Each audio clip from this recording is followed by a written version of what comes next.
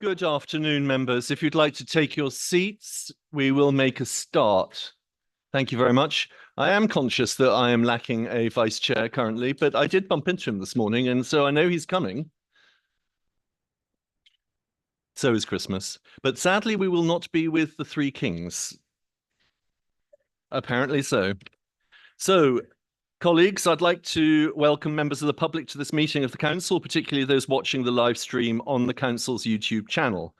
As you know, the Council supports the principle of transparency and encourages filming, recording, and taking photographs at its meetings that are open to the public. Members are advised that this meeting may therefore be filmed, recorded, or photographed. Please, can I ask all members to turn their mobile phones to silent or vibrate whilst the meeting is taking place? There is no fire alarm test scheduled for today, so if the alarm sounds, I will adjourn the meeting very quickly and we will all make our way downstairs via the fire escape in the corridor behind you. The muster point is at the far end of the building. I have received apologies from Councillors Batchelor, Costello, Ferguson, J. King, M. King, S. King, Connor, Bird, Bywater, Prentice, French, Mandy Smith, Corney, and Hay. Are there any other apologies? That's pretty much everyone, I would have thought. Right, we move on to the next item on the agenda, which is the approval of the minutes of the meeting of the Council held on the 22nd of October 2024. The Council is asked to agree these as a correct record. If any member does not agree, will you raise your hand now, please?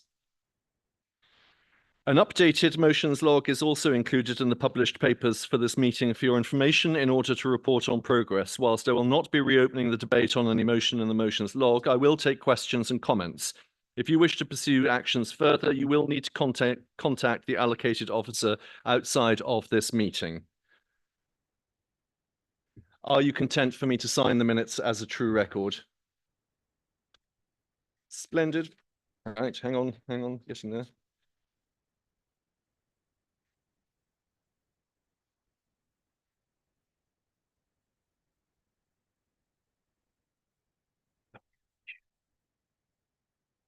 Right, I have several announcements to make today.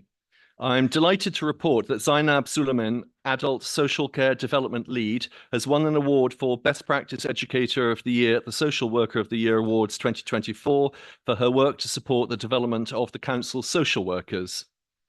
I'm also delighted to report that the Council has been awarded gold membership of the 5% Club's esteemed 2024-25 Employer Audit Scheme, and I'm proud to share with you that we are the first county council in the country to achieve gold status. That means that the Council has over 5% of its staff engaged in earn and learn schemes. This accolade highlights the Council's unwavering commitment to developing and empowering its staff through initiatives such as apprenticeships and graduate schemes delivered by its Learning and Development team. Members will wish to note that the Care Quality Commission is starting its assessment period for Cambridgeshire County Council. Staff in the Adult Health and Commissioning Directorate will submit a range of information to the CQC on the performance and processes of the Council over the next few weeks. In the next 6 months, the CQC will come to Cambridgeshire for an on-site visit, and we wish our colleagues the best of luck with that. The Technology-Enabled Care team is happy to announce the opening to both professionals and the public of its newly renovated Tech Flat. It is a dedicated space to showcase technology that supports everyday living, which is essential for raising awareness and encouraging adoption. It is equipped with a wide range of technology to support people everyday living in our community. The Children and Young People's Committee have given approval to enter into a Section 75 partnering arrangement with Cambridgeshire Community Services for the delivery of the Healthy Child programme starting on the 1st of April 2025. The Healthy Child programme, which includes health visiting for families with children aged 0 to 5 and school nursing for families with children aged 5 to 19, is a national public health programme and follows national commissioning guidance. It has a focus on improving outcomes and reducing inequalities. The winter vaccination campaign started in September this year, with groups most at risk being offered free flu and COVID-19 vaccinations. Frontline health and social care workers and staff working in care homes are also eligible for the free vaccinations, and the Council has put a scheme in place that enables them to easily access free vaccinations from their GP, not their MP, that would be something quite different, or local community pharmacy. Having the seasonal vaccinations is one of the most important things residents can do to keep themselves and others safe this winter. As Chair of Council, I attended the following events: the Mayor of Whittlesey's Civic Service, the visit by His Royal Highness the Duke of Edinburgh to Wandlebury Country Park's 70th anniversary celebration, lecture at Cambridge Cancer Research Hospital, unveiling of a blue plaque to remember Tom Bacon, formal opening of March Broad Street, the Mayor of Peterborough's charity Italian evening, commemoration of fallen Indian soldiers of World War I and World War II at Great St Mary's Church, Cambridge, the Propeller Memorial Ceremony at Bassingbourn Barracks, Veterans Day at Madingley Road Cemetery, Pride in Place Showcase at the Burgess Hall in St Ives, Substance Misuse Support Network Roundtable Discussion at Peter O'Sullivan House, Wisbech Civic Service, White Ribbon Day at Newshire Hall, flag raising for St Andrew's Day at Newshire Hall, Ely Thanksgiving Eve service at Ely Cathedral, the Mayor of Huntingdon's charity dinner to celebrate the 50th anniversary of Huntingdon Town Council, Wing Commander reception at the Stukely Inn, Royal Air Force Alconbury, Fenland Community Carol Service at King's College, Cambridge, and citizenship ceremonies at Newshire Hall. And my Vice Chair, to whom we extend a warm welcome, attended the Tri-Wing Yuletide reception at RAF Mildenhall, Huntingdon's Remembrance Sunday service and parade, and Newshire Hall's Remembrance service. That concludes the announcements for today. Next is an item on declarations of interests. Under this item, members are asked to declare interests under the Code of Conduct in any item on the agenda for today's meeting if they are not registered on the Register of Interests. May I have any declarations now, please? There being none, we move on to item 4, which is public question time. This allows members of the public to ask questions at the council meeting, provided they have given advance notice. Members will wish to note that I have exercised my discretion to allow the 5th public question, which was submitted before the deadline, because the East West Rail consultation closes before the next meeting of the council. The council has received notice of 5 questions, the content of which has been circulated electronically to all members and published on the council's website. Can I ask Councillor Richard Tomlinson to come forward, please, and ask his question? Oh, it's on Zoom, sorry. Can you hear us, Councillor Tomlinson? Yes, I can hear you. Can you hear me? Splendid. That's wonderful. Thank you very much. When you're ready, if you'd like to put your question, you have 2 minutes. Thank you. Thank you, Chairman. Hello, members. Apologies that I couldn't be with you in person today. I'm standing as a candidate for election to this council in May 25. I'm interested in understanding more about how councillors, particularly those in the administration, manage their time. I would therefore like to ask the leader the following. Could you please explain how you allocate your hours in a week among your duties as 1. Leader of Cambridgeshire County Council, 2. Division Member for Newnham at Cambridgeshire County Council, 3. Chairman of the Strategy, Resources and Performance Committee at Cambridgeshire County Council, 4. Member of the Cambridgeshire and Peterborough Combined Authority Board, 5. Non-statutory Deputy Mayor of Cambridgeshire and Peterborough Combined Authority, 6. Lead Member and Chair of the Skills and Employment Committee at Cambridgeshire and Peterborough Combined Authority, 7. Local Government Association Board Member, 8. Local Government Association Deputy Chair Children and Young People Board, and last but by no means least, 9. Local Government Association Economy and Resources Board Member. Thank you. Thank you, Councillor Tomlinson. Well, Councillor Netzinger, you only have 2 minutes to respond. I hope that's long enough. Thank you, Councillor Tomlinson, for your question. I'm very glad to hear that you're thinking of standing for as a member of this council. Having been a member of this council for 15 years, I'm always pleased to hear of new people who are considering standing to be members of this council, and keen to reassure them that this should be a place where members with a wide range of different circumstances are able to represent their communities. When I first joined this council, I was a mother of 3 small children and balancing childcare and part-time job with my role as an elected member. Within this council, we have members who work full-time, members who work part-time, members with young children, and others who have other care responsibilities, both for family members and other people.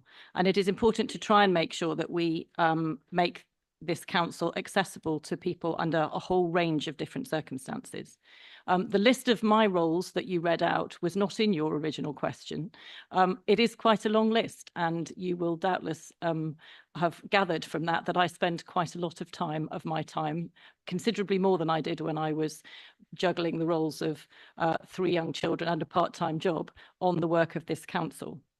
Some of the things that I did last week, which were not on your list, were attending a skills roundtable, attending a transport summit for the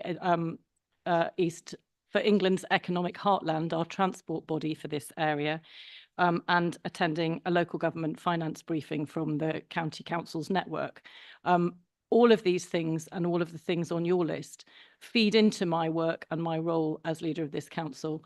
I have to juggle them differently every week because there are different things which are priorities every week. I hope that answers your question. Thank you for that. Councillor Tomlinson, you have a further minute to seek to put a supplementary question which must relate to the original question or reply, or to seek clarification of the response to the original submitted question. So your minute starts when you're ready. Thank you for that response. It's helpful to hear some insights into how the leader allocates her time amongst the various duties she has in Cambridgeshire. As a supplementary question, I'd like to ask if the leader can clarify whether, after donating more than £16,000 to their general election campaigns, she additionally spends her time working for 2 Councillor Tomlinson, I'm going to stop you there, because the matter that you've raised has not been in your original question nor in the original answer. Sebastian, I'm quite happy to answer some of what he has requested. Okay. I think it would be in the public interest for me to do so. If you think so, then I am very happy to accede. If you'd like to press ahead, you've got 2 minutes. Thank you. So I would like to correct one of the things that Councillor Tomlinson mentioned. I do not, in fact, work for Ian Solomon, nor have I done. It was briefly on my register of members' interests, but it should not have been, and that has been corrected. I suspect that his information comes from an article in Private Eye, which was also corrected the following week. I do work for 3 hours a week for MP Caroline Voden. She sits on the Education Select Committee, and I have, throughout my period as a councillor and before that when I worked as a teacher, taken a great interest in education. She sits on the Education Select Committee. I did attend their meeting last week. I also feel that my attendance at that meeting and my interest in education is something which also feeds into my work at this council. And I think it would be inappropriate for anybody to suggest that being a councillor should only be a full-time job. It would make it impossible for many people to do the role. Thank you. Thank you. Thank you, Councillor Tomlinson, for your questions. We move on. Thank you very much. Can I ask Mr. Guy Lackland to come forward and ask his question, or is he on Zoom as well? Splendid. Mr. Lackland, thank you for coming along and asking your question. As you've heard, you have 2 minutes, and please do start when you are comfortable and ready. If you just press the red speaking or the speaking logo in front of you. Thank you, Chair. According to their most recent filings at Companies House, this land, a property development company wholly owned by the council, has net debts of £99 million, with all their finance to date provided by CCC in the form of loans to the tune of £114 million. At the time of filing their 2022 accounts, they'd accumulated operating losses of about 27 million, excluding financing costs. No doubt the 2023 figures will be even worse when they file those. We now read a disconcerting report in Private Eye, which claims that a decision was taken by the Strategy, Resources and Performance Committee in a closed session in July this year to lend this land an additional £6.3 million. No details are available to the public regarding the business case for this additional loan, which the magazine says may also have broken rules forbidding councils from borrowing to fund commercial ventures. I would like to ask the leader of the council what criteria the council are assessing in order to be confident that the council's financial exposure to this risky commercial venture is in taxpayers' best interests. Thank you very much, Mr. Lackland. Councillor Netzinger, if you'd like to respond, please. You have 2 minutes. Thank you. The council, as sole owner of this company set up in 2016, continues to review and ensure that its relationship with the company continues to be best value. The company has enabled the building of nearly 1,000 homes, including 300 affordable homes, with plans to deliver over 4,700 more, of which around 1,700 will be affordable. In continually assessing the value of the company, we hold regular meetings to discuss progress and performance, as well as to ensure the company is following its business plan and provides security for our loans. Unfortunately, given the commercial nature of the matters in hand, we cannot always disclose every detail, and we continue to strike a balance between the public interest in information about this land and the commercial interest of the company to undertake those transactions effectively. However, we have always sought where we can to be open, and that includes the very detailed and public shareholder review of this land from the external consultancy Avison Young, which made significant improvement recommendations. I can confirm that a decision was taken in July to extend the company's loan to the previously agreed limit, and we have again been open in the impact of that in our regular budget monitoring. As part of its decision-making, the council sought advice on the ability to make that decision. The council will continue to review the company's business plan, its performance, financial reports, and the wider market to ensure the best outcome for taxpayers. And in doing so, we will take all the different ways in which we might take forward our investment in this land and this land's business success, while balancing that with the limiting of further exposure to risk. Thank you. Thank you, Councillor Netzinger. Mr. Lackland, do you have a supplementary question? You have 1 minute to question or reply or seek clarification on that response. Thank you, Chair. Thank you for that answer. To me, it just illustrates once again why public authorities should never get involved in trying to run private sector business ventures. Just let private sector do their thing. If they succeed, they employ your constituents and pay lots of taxes. And if they fail, there are well-established insolvency processes that ensure minimal collateral damage is caused by their failure. If this land were to fail, it jeopardizes everything the council should be doing, which in turn puts you in an awful catch-22 position and potentially being unable to stop funding even when you should. I appreciate that setting up this land was not the work of your administration, but as the current representative of the taxpayers' 100% shareholding in the company, could you please, for the record, confirm that the current management of this land still enjoys your full confidence and by extension, the confidence of your party? Councillor Netzinger. So I thank the questioner for his views on the setting up of private companies and the role of councils as shareholders.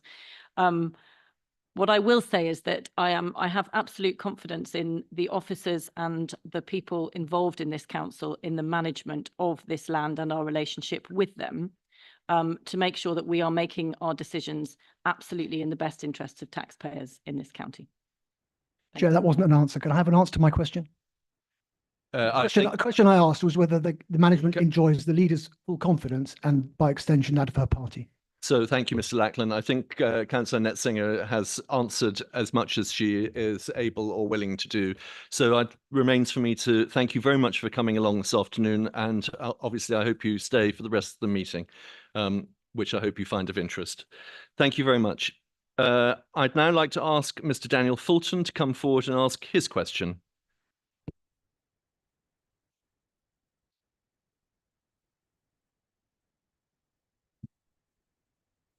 Mr. Fulton, thank you very much for coming along this afternoon. I think you've done this before, so you know what to do. When you are ready, if you would like to put your question as set out in our papers. Thank you very much. You have 2 minutes when you're ready.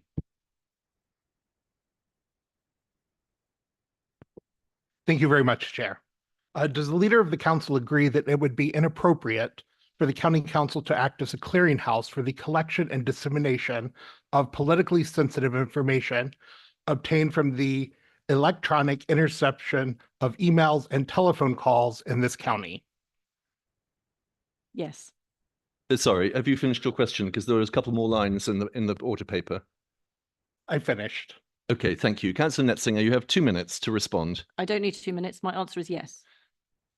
I'm extremely pleased to hear that. Thank you, Mr. Fulton. If you'd like to continue with a supplementary question relating to the original question or reply, or to seek clarification of the response to the original submitted question, you have a minute. Thank you, Chair. In December 2023, I reported public procurement fraud at South Cambridgeshire District Council to Cambridgeshire Police. Mr. Fulton, I'm going to and a stop you police right there because investigation this is was the commenced. this is a matter for Shortly- a different authority. Mr. I'm Fulton, not finished, Chair. this is Chair, I'm sorry. you I'm haven't not heard going the to rest of my question. I am and not I'm going to permitting you to finish. You're continue. out of line, Chair. Mr. Fulton, could you please move out of the chair? I have the rest of my question. Your question relates to a different authority, and No, I'm it not. doesn't. You haven't I- seen the rest of my question, I'm not, sir. That is why we ask questions to be submitted in advance. No, this is a supplementary question which isn't submitted in advance. You are allowed a supplementary question relating to the original My question question does or relate. reply. You haven't allowed me to say it. Not if it relates May I to ask another Fulton? authority. I'm sorry, Mr. Fulton, I've made a decision on this. If you'd like now to move yourself from the chair, I'd be most grateful. But you haven't heard my Mr. supplementary Fulton, question. I'm asking you for the last time to move from that chair. Thank you.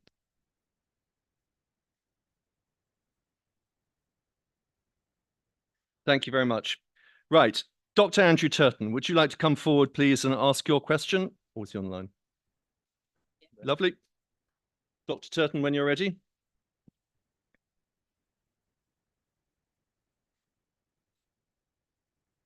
You have 2 minutes, and your time starts when you press the red button. Thank you very much. Hi, I'm Andrew. My son is Edward and 10 and has Down syndrome. And Louise, who's with me, has a daughter, Daisy, who's 9, who's non-verbal and autistic. The council's proposed to stop childcare access funding and special school after-school clubs funding from April next year. The council's equality impact assessment identifies the significant negative impact this will have on our disabled children. And the proposed mitigation actions in the impact assessment are not fit for purpose or simply don't exist. You'll be taking away safe, accessible activities and social opportunities for children with disabilities like Edward and Daisy. You'll be forcing parents to give up paid work and move on to benefits, making it even more difficult to financially support their children. Wraparound care and holiday clubs offer huge social and emotional benefits for our children. They also support social care to keep children safe and help families to care for children with complex needs in their own home for longer. We know you'll say funding is tight, but cutting funding for the most disadvantaged children seems enormously unfair. Disabled children's support needs won't go away when this funding stops. Stopping statutory adjacent services is short-sighted, we think, and will increase the demand for statutory services in the longer term and increase costs for the council. The government's wraparound grant requires the council to ensure access to wraparound care for children with additional needs. Your own strategic framework ambitions include reducing poverty, income inequality, and ensuring that children have opportunities to thrive. Cutting this funding does completely the opposite. So we'd like to know who's been consulted to assess the impact and risk to families like us. How have the longer term cost implications been assessed given that these cuts are likely to result in the increased need for other statutory council services going forwards with a negative economic impact? Thank you.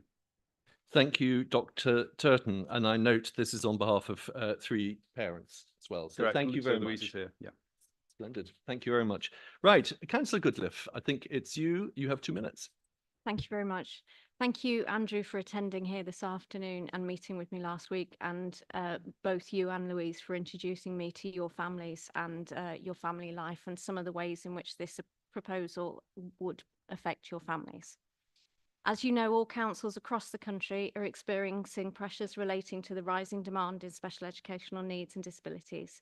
Whilst the government's recent additional funds of 740 million is welcome, we do not yet know the amount of the Cambridgeshire County Council allocation of this funding for the next financial year.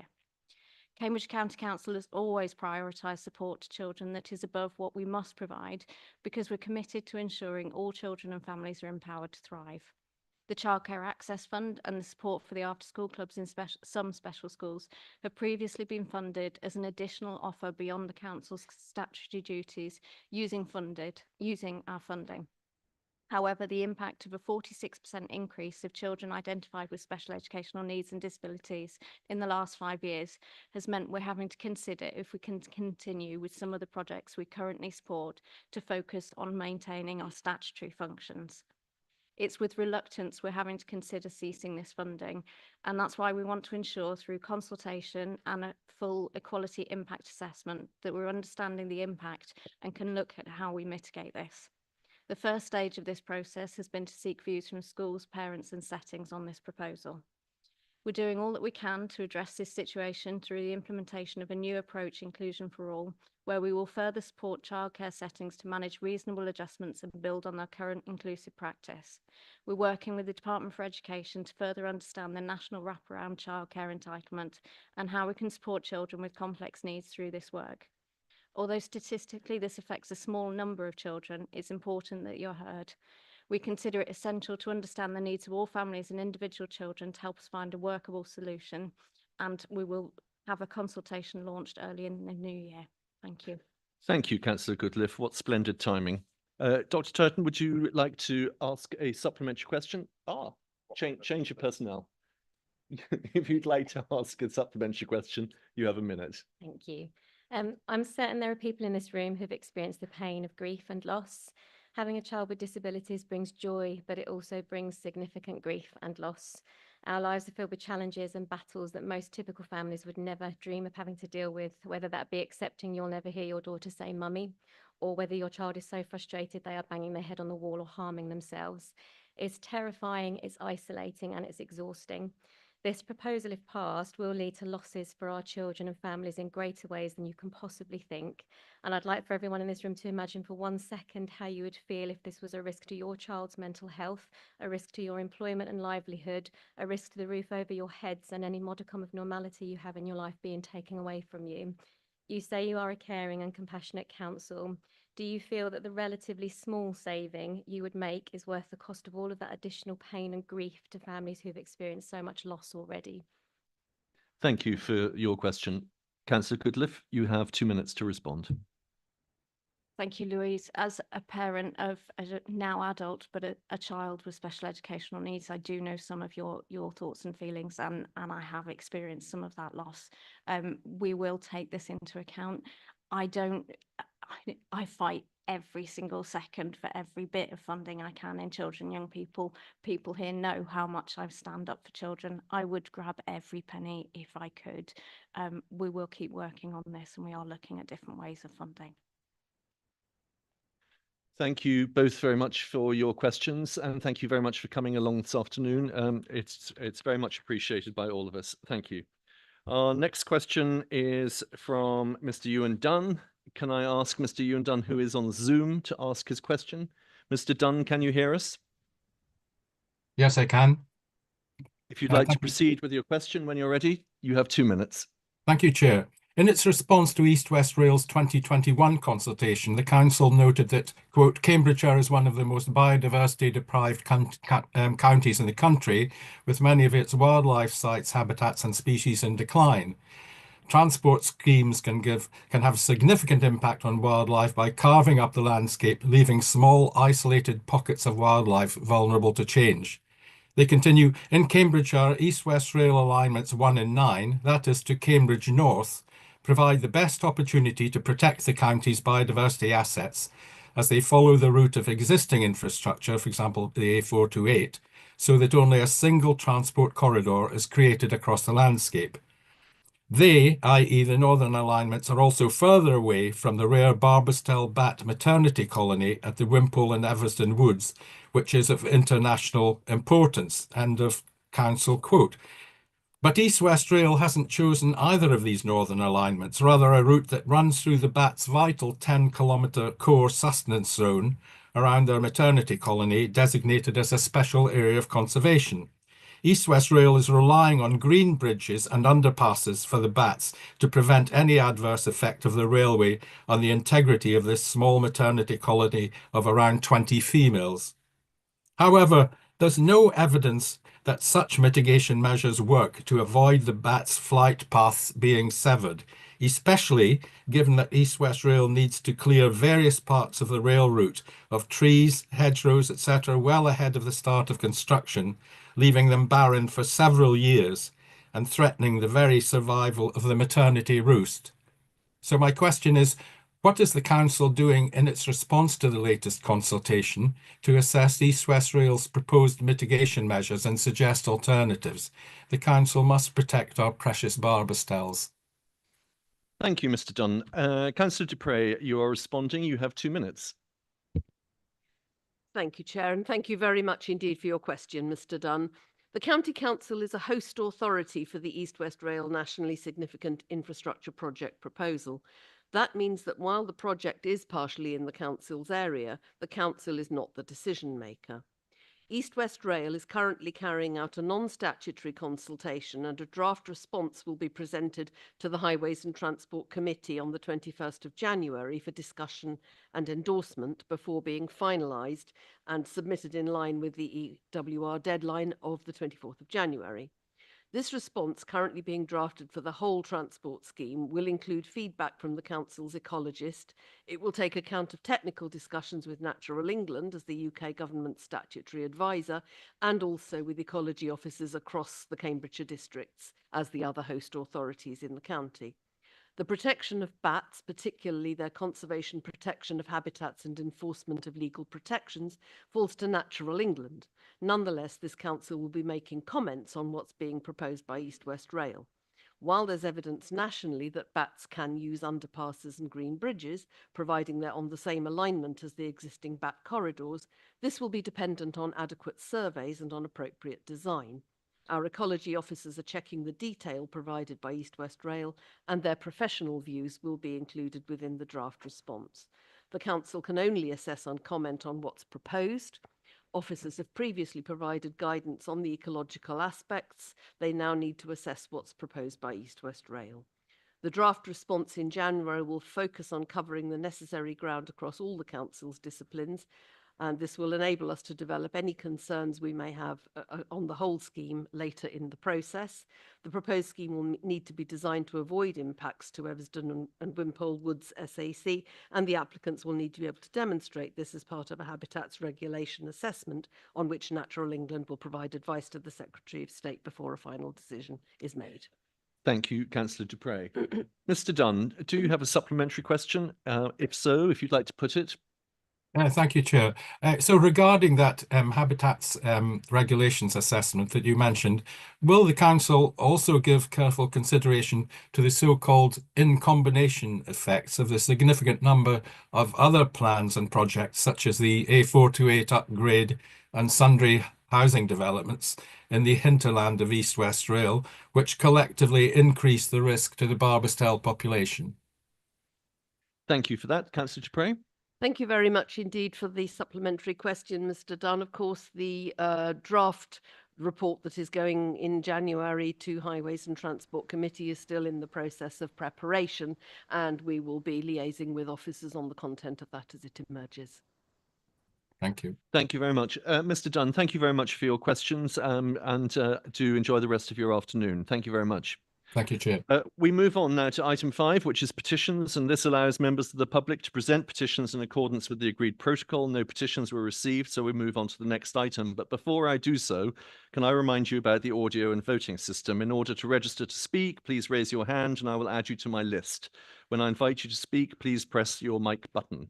If you wish to raise a point of order or a point of personal explanation, you will need to raise your hand, but do not press the button.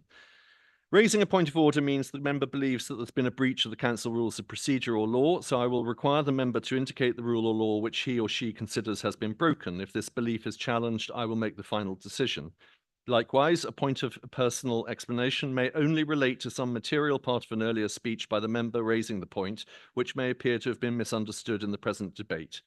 I would like to remind members that if a member rises on either of these points, any other member currently speaking should sit down and shut up until the point has been determined. All speeches from members should be addressed through the chair, and I'd like to take this opportunity to remind members of the LGA's Debate Not Hate campaign, which states debating and disagreeing with one another is a healthy part of democracy, but abuse and intimidation is not acceptable. So we move on to item number 6, which is the Health and Wellbeing Board, the Integrated Care Partnership Annual Report 2023-24.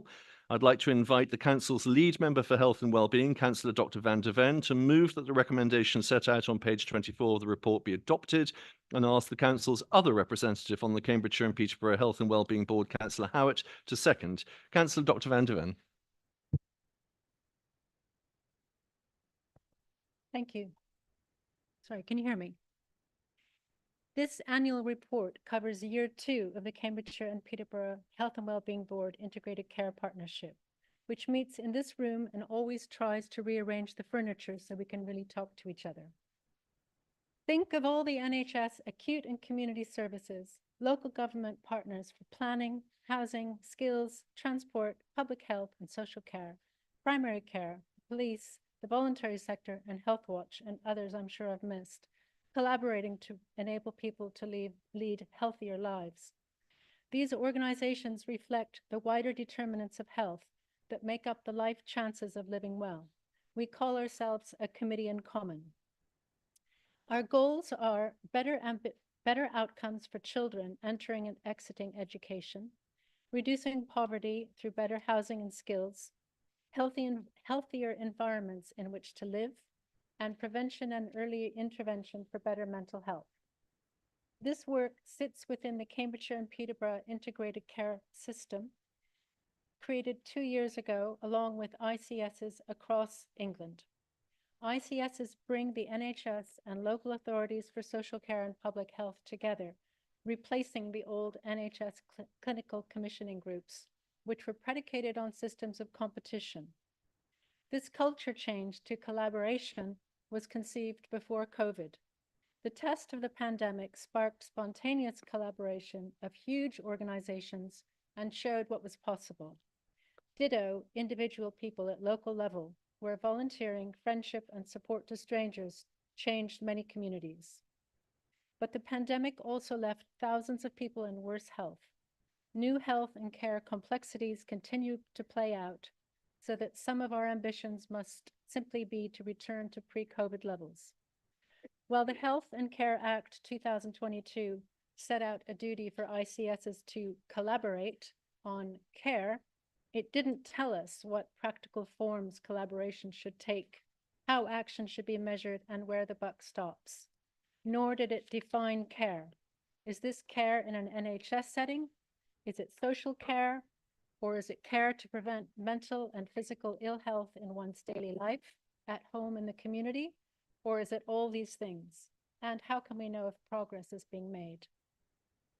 Today's report presents the beginnings of measuring progress, while acknowledging that meaningful outcomes will need many years to prove themselves. The Health Outcomes Framework tool puts into the public domain the tracking of progress in various population settings where work is focused. It can be found on Cambridgeshire Insight, where you can also see the joint strategic needs assessments that probe different areas of population health. Knitting together vast organizations to improve the health of our population at a time of unprecedented challenge is a daunting ambition, but all the players agree that it is necessary, even at bumps in the road. Knitting together at local level is where a particular magic happens, just as we saw during the pandemic. Here is a golden thread for living better at home and in the neighborhood and reducing the chances of needing NHS care in the first place. Delivering this work belongs to all of us and all of us in this council. A Closer to Communities paper for COSMIC's January meeting will provide insights on our work in local settings. Active travel schemes under highways and the GCP are literally changing the landscape. New joint strategic needs assessments on children and young people and mental health will come to the Health and Wellbeing Board and ICP next month, informing and challenging us. The NHS Confederation and the King's Fund are tracking the evolution of our work, talking directly with us and others about our common concerns, accountability and partnership, constraints of financial realities for all players, and a shared determination despite our challenges. I'd like to thank Kate Parker for all her work on this report and to pay tribute to the unassuming leadership of Val Thomas, our Deputy Director of Public Health, who has stepped into the breach more than once and who holds us all together, carrying around her own spool of golden thread. Thank you. And I'd like to move this report. Thank you. Thank you. Councillor Dr. Van de Ven, thank you very much for that. You said you'd take the full 5 minutes and you were as good as your word. Thank you for that. Councillor Howard. Formally second and reserve the right to speak later. Splendid. So we are being asked to acknowledge and support the work undertaken by the Health and Wellbeing Board and the Integrated Care Partnership in 2023-24. Do I have any speakers? No. So, Councillor Howard, if you'd like to sum up. It's difficult to answer all the points in the time. Firstly, I'd like to congratulate my friend and colleague, Councillor Van der Ven, who is co-chair of the Health and Wellbeing Board ICP, with our colleague in Peterborough and with the chair of the ICB. She does a brilliant job and she's a great colleague. And I congratulate you on everything that you're doing, providing leadership for us there. It is a report that is great as a report, but reflects the contradictions that exist as we deal with the health issue in our county. So the report correctly says that we have very strong relationships with our health partners, but it is also important to acknowledge we have some very profound disagreements as well, and it's difficult sometimes to paper over that crack. I don't believe that in Cambridgeshire we're working sufficiently as a system, as in the integrated care system we are supposed to do. I don't believe that's a lack of will from partners, but I think we all have to move in terms of our culture to really achieve that. I love the fact that we've shifted the strategy to one that deals with social determinants of health, dealing with difficult issues around housing and poverty that are difficult to shift, but are absolutely at the root of ill health in our county. But I continue to worry about health outcomes in that. I know that we need to see long-term changes, and there won't be short-term fixes in these matters, but we must be driven by outcomes if we are to undertake our health work successfully. There's some things I'm deeply proud of, including the anti-stigma campaign on mental health this year, including free to feed on breastfeeding, which I think are making big changes for the right in our county. But it's important to note that we are seeing increased child inequality in Cambridgeshire and increased numbers of people with the challenges of dealing with mental health issues. And these are grave challenges for us all. I do think the report shows a lack of progress in neighbourhood working in integrated neighbourhoods that are close to Councillor Van der Ven and my heart. It's a bit of an afterthought in the report, but that's not a criticism of the report. It's a criticism, I think, of how far we are still to make progress on that agenda. And although early intervention and prevention is in the report, it's talked about in a lot of meetings that we sit in, but decisive changes towards early intervention and prevention, the shift from sickness to health that we know is part of now what is seeking to occur in health nationally, we are yet to see decisive changes in that, and we must continue to press for them. And within our own ambit, we must continue to try to make those decisive changes for ourselves. I do close, Chair, by saying that these strategies are great. They're necessarily complicated. People work so hard on them, and I join Councillor Van der Ven in thanking our officers. But we should also remind ourselves that when it comes to health in Cambridgeshire, pharmacies all over the county are closing. It's impossible to book a dentist in large swathes of our county, and the ambulance waiting times are getting worse rather than better in too many cases. These are challenges for us all, and challenges that are properly reflected in the work that we undertake through the Health and Wellbeing Board. Thank you. Thank you, Councillor Howard. Councillor Dr. Van der Ven, as the mover of the original vote, you have an opportunity to speak again, should you wish, or if there's anything you've forgotten. Thank you, Councillor Howard, for filling in that important detail. It's great. Thanks. Thank you very much. There seems to be general consensus and support of the motion. If anyone disagrees, please raise your hand now. I see no objection, so we shall take that motion as carried. We move on now to item 7, which is the annual report of the Audit and Accounts Committee, included on your council agenda on pages 60 to 68. I'd like to invite Councillor Graham Wilson, the chair of the Audit and Accounts Committee, to move receipt of the report. Councillor Wilson. Thank you, Chair. I move the report, but if you don't mind, I'll speak to it at the same time. I'll take the report as read.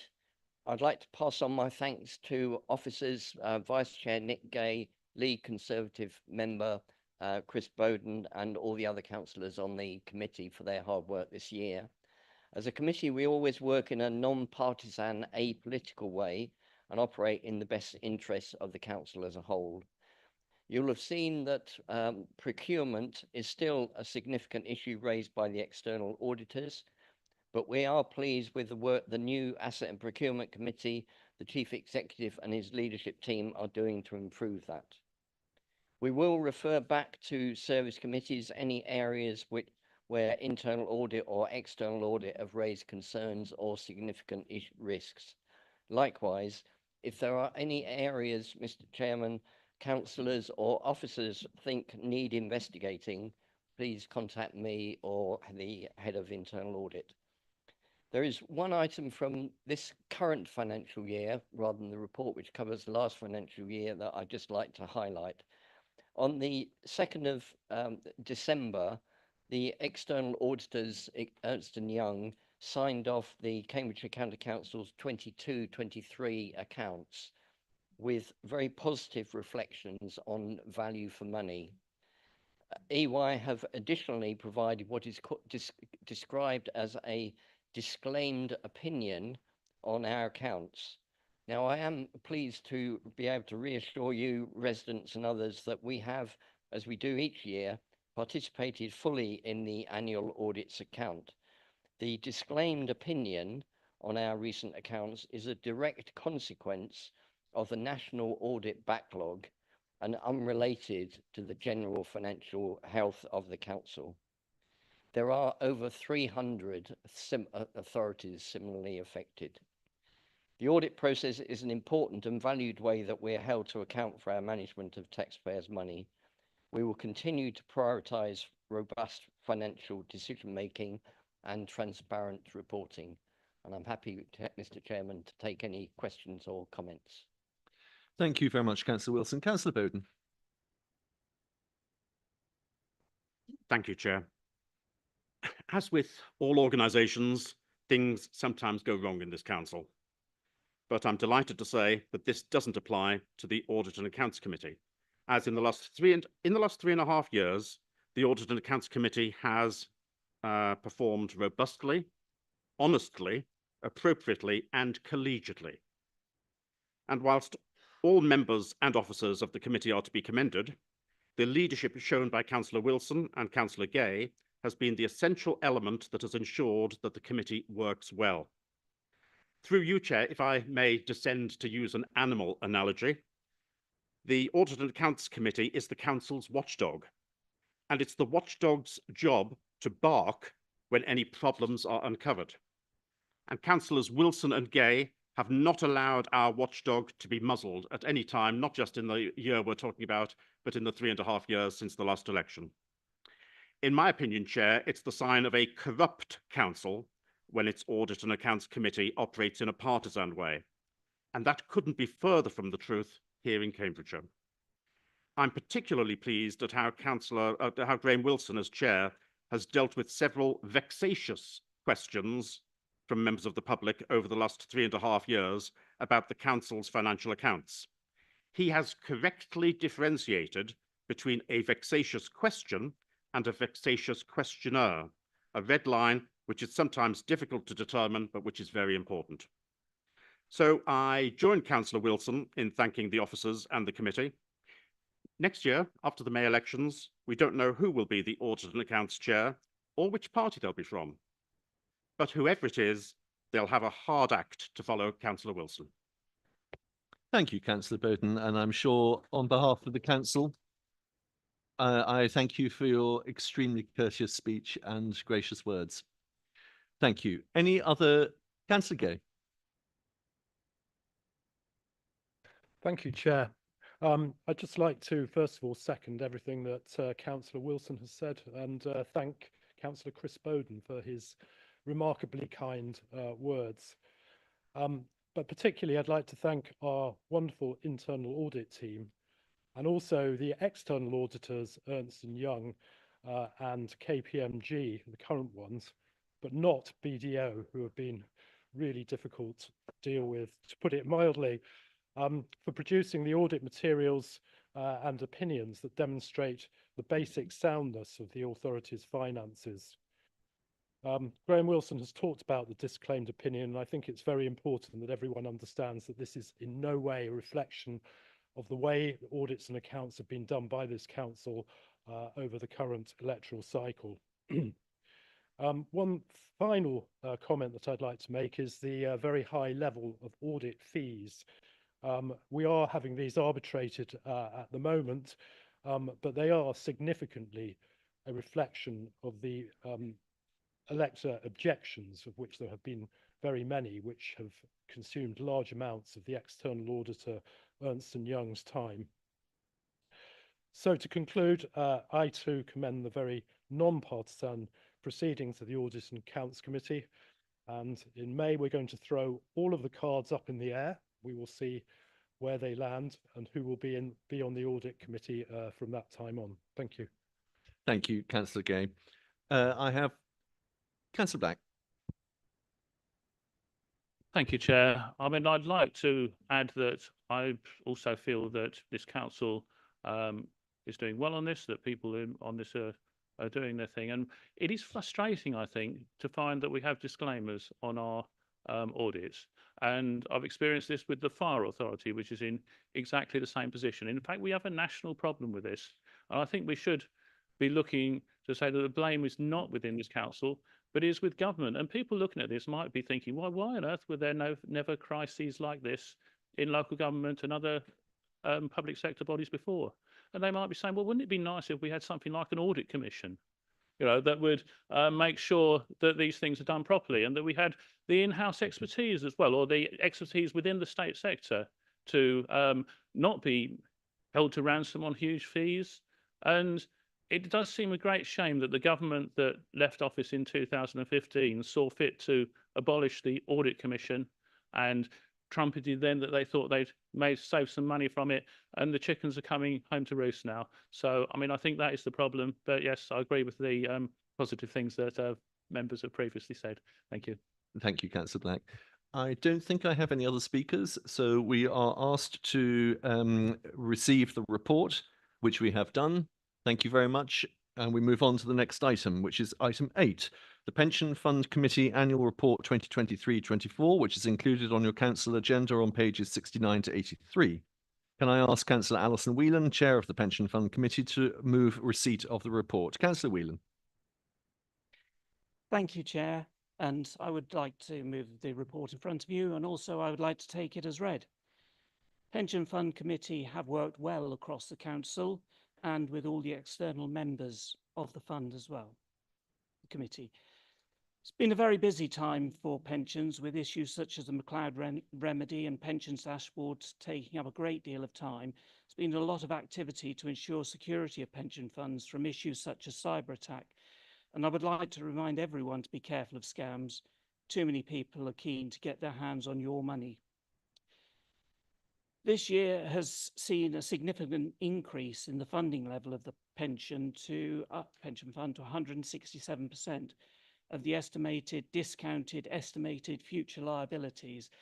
A really, really solid number.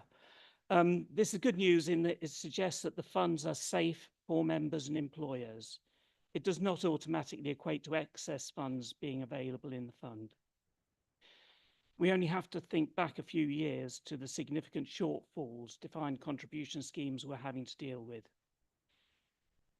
Clearly, the next big item that will occupy officers and committee and board members over the next few months will be the government initiative to increase the amount of pooling by different funds and the changes in how they want that to be administered.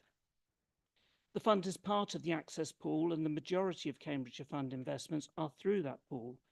The operation of the pool, however, is not in line with government expectations, despite the current apparent success of the funds in that pool. The Cambridgeshire Fund already invests in local businesses and has invested the maximum 5% it is allowed to in these levelling up assets. These changes will occupy a lot of officer time and may prove expensive, particularly if assets have to be sold out of the current funds into new funds. Finally, I would like to thank officers for their support and their dedication to the fund, and I would like to extend that to members of the committee and of the board recognising the significant amount of training and skills which are now necessary in these roles. Thank you. Thank you, Councillor Whelan. Do I have any member that wishes to speak on this? Councillor Black? I'd like to second the report, and I'd reserve the right to reply. Well, it doesn't require a seconder as it happens. So if you have anything to say, the moment has arrived. Do you want to say anything? No. Okay. Anybody else wish to say anything?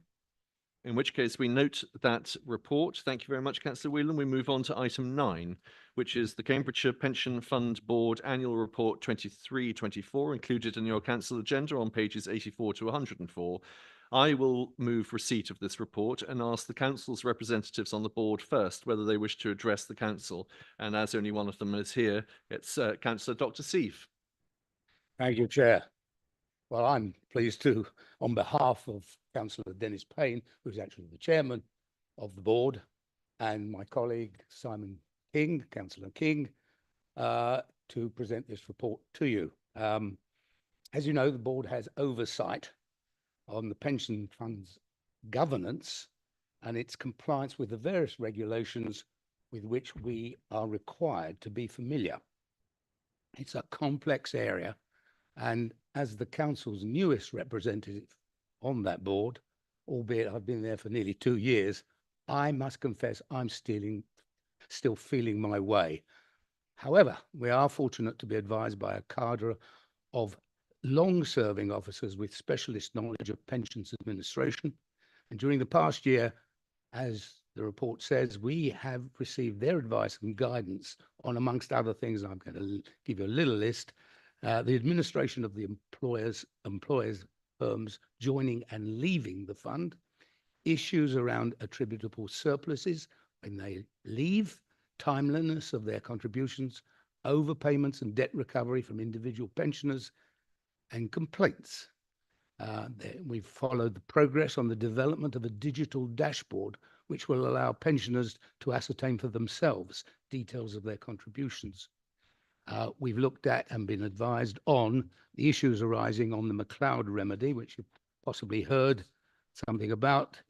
That's a High Court ruling which involves recalculating and backdating pensions for younger employees following changes from a defined pension scheme in 2015 that would have otherwise disadvantaged those members.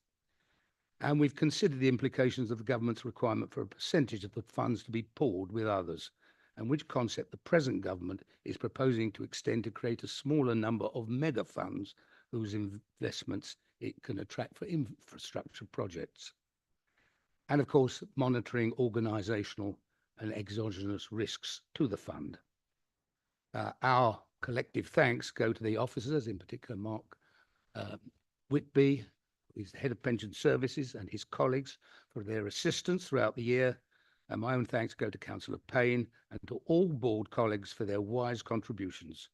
I commend this report to the council and will do my best to answer any questions you may have or any comments you wish to raise. Thank you, Councillor Dr. Seif. Stand back for the rush. Not sure about that. There are no members who have indicated to speak. So, Councillor Dr. Seif, I'm afraid the moment to show off your learning is yet to come. Right, we move on to item number 10, which is written motions, and 5 motions have been submitted. Can I ask Councillor Brownie-Goodliffe to move and speak to her motion as set out on pages 3 and 4 of the council agenda? Councillor Goodliffe. Thank you, Chair. Trauma occurs when frightening events or situations overwhelm someone's ability to cope. Accidents, crimes, war, or natural disasters are some examples of these events. But trauma can also happen with ongoing exposure to harmful conditions. Traumatic events may include physical, sexual, and emotional abuse, emotional and physical neglect, living with a family member with a mental health or substance use disorder, witnessing domestic violence, sudden separation from a loved one, poverty, racism and discrimination, and violence in the community. Trauma may have a long-lasting effect on mental and physical well-being. Trauma that occurs during childhood can harm a child's brain development, leaving an imprint which will form how body and mind react in future situations which trigger a stress response. Trauma can take many forms. In children and young people, we often talk about adverse childhood experiences, ACEs. These are highly stressful and potentially traumatic events or situations that occur during childhood and/or adolescence. They can be a single event or prolonged threats to and breaches of the young person's safety, security, trust, or bodily integrity. Examples of ACEs are physical abuse, sexual abuse, emotional neglect, physical neglect, living with someone who abuses drugs or alcohol, exposure to domestic violence, living with someone who's gone to prison, living with someone who has a serious mental illness, or losing a parent through divorce, death, or abandonment. And I would argue that living through a pandemic is an ACE, as is growing up in a household in poverty, where basic needs cannot be met. Once trauma occurs, it leaves a scar on the person. Sometimes a physical scar is present, but more often trauma scars are not visible. But there are far greater internal wounds which may never knit or heal. Research shows that there are serious health risks in adulthood for those of us who have experienced adversity in our childhood. Adults who had experienced 4 or more ACEs are more likely than those who experience none to be obese, to smoke, to have limiting long-term conditions, have cardiovascular disease, have a lower mental well-being, and not to meet the recommended physical activity guidelines. We all react to trauma in different ways. Our own childhoods, personalities, support systems, and coping mechanisms have an impact. Having a trauma-informed workforce and services would ensure that services and care are delivered in ways that are informed by people with lived experience, recognises the importance of well-being in the workforce, recognises where people are affected by trauma and adversity, responds in ways that prevent further harm, supports recovery, and can address inequalities and improve life chances. This is how we should want to provide the best services possible to our county, to the residents we're honoured to represent, and to those who we work with, meet and know. I sit here before you as a person who's experienced trauma, who can tick off the ACEs of my younger years and further experiences since, as I know many of you also have. I could tell you of my trauma and how it is part of me. It forms who I am, what I do, both in healing and unhealthy ways on a daily basis. I carry scars both visible and the far greater internal wounds which will never knit or heal. Minor interactions may seem innocuous, at times physically and mentally halt me in my tracks and can bring intense stress and anxiety. At others, the same interactions are another blow which I can take and carry on, but both leave further damage in their wake. I say this, Chair, not to garner sympathy, empathy, or even votes, but to show that we do not know what we each carry. We do not know how hard it is to physically and mentally be oneself at any moment, but we should not need to know. And if we treat others in a trauma-informed way, we can deliberately not add to each other's burden, but seek to be a place of safety where healing can occur. Thank you, Chair. Thank you very much, Councillor Goodliffe. Have you a seconder? Councillor Howard, would you like to speak now, or would you like to reserve your right to speak? Again, reserve my right, please. Sorry, I missed that. Formally second and reserve my right to speak. Thank you very much. Speakers who would like to go first? Councillor Dupre. Thank you, Chair. I'm going to support this motion, of course. Too many people experience trauma with the long-term negative impacts that this motion highlights. We need to ensure that this is recognised and understood across the range of our services, and that learning and research are used to change practice. But I want to say a few words about the references in the motion to inadvertent re-traumatisation of trauma victims. It's now some 9 months since a constituent in my division approached me with issues over arrangements for the care of her young adult son. Since then, I have spoken with her and her husband many times and have been in meetings with other parents about their experience of the care system here in Cambridgeshire. My constituent has done sterling work bringing together other parents and been tireless in gathering their experiences and helping them articulate the issues they have faced. There are good people working in the system here in Cambridgeshire, I know that, and the parents know that. But for too many others, their experience has been one of fear, victimisation, and abuse of power that has left them scarred and, Yes, traumatized. This is not new or even recent. It's been going on for many years.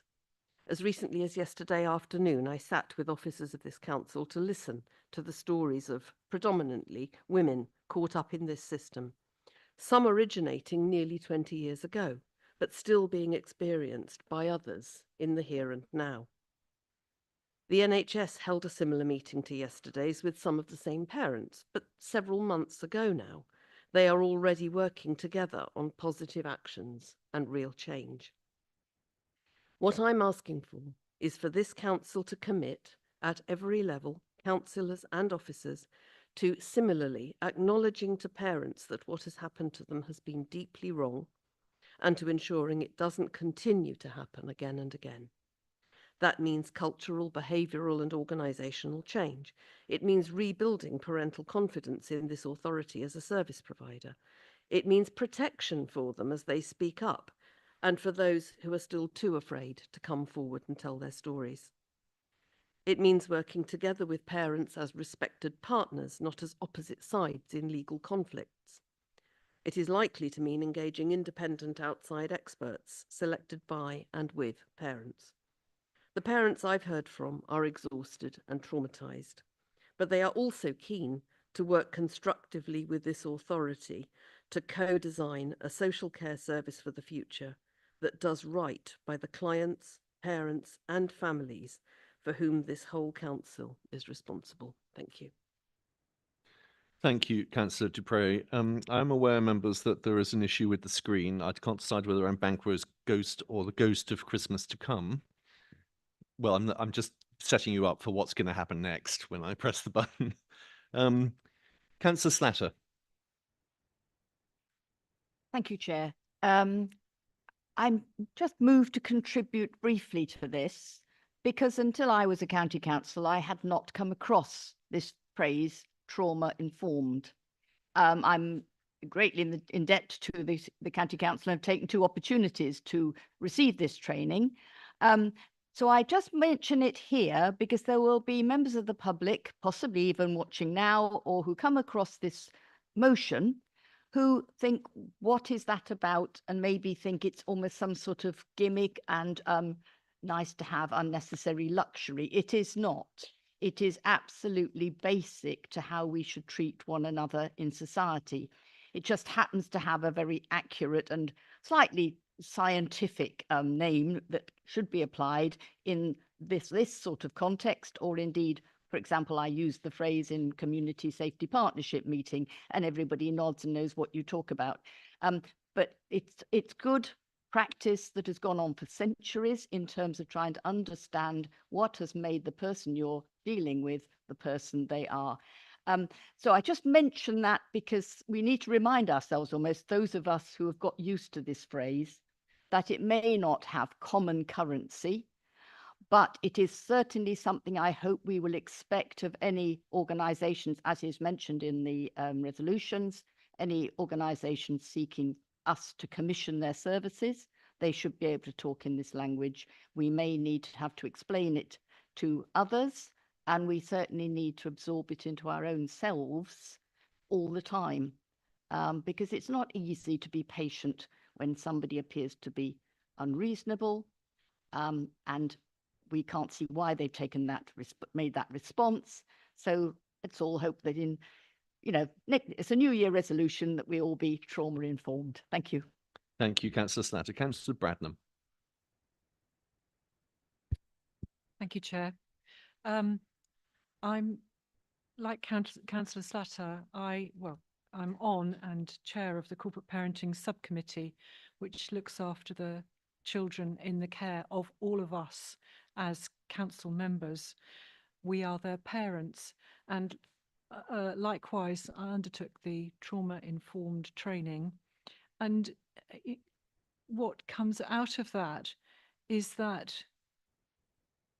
children can be affected by incidents that happen outside while they're in the womb.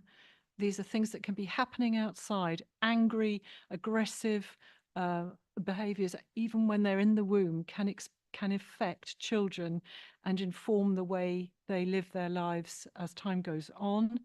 And also the opposite, the neglect, where children are not talked to or involved in conversation or stimulated or explained to, they withdraw. And that, I think, for some children has happened for them during COVID too. And I don't know if anybody's been listening to the Wreath lectures on Radio 4, if anybody's had time. This is looking at how people become violent. And, you know, what we understand is there's all sorts of influences at play here. And we as members might encounter that every day with people who come to speak to us and seek our help. And we all need to be absolutely aware of the effects that trauma in children's and young people's lives really early on, how that has informed the way they're behaving now. And we need to be able to be intelligent and sympathetic and understanding and clear about why people are behaving in the ways that they do.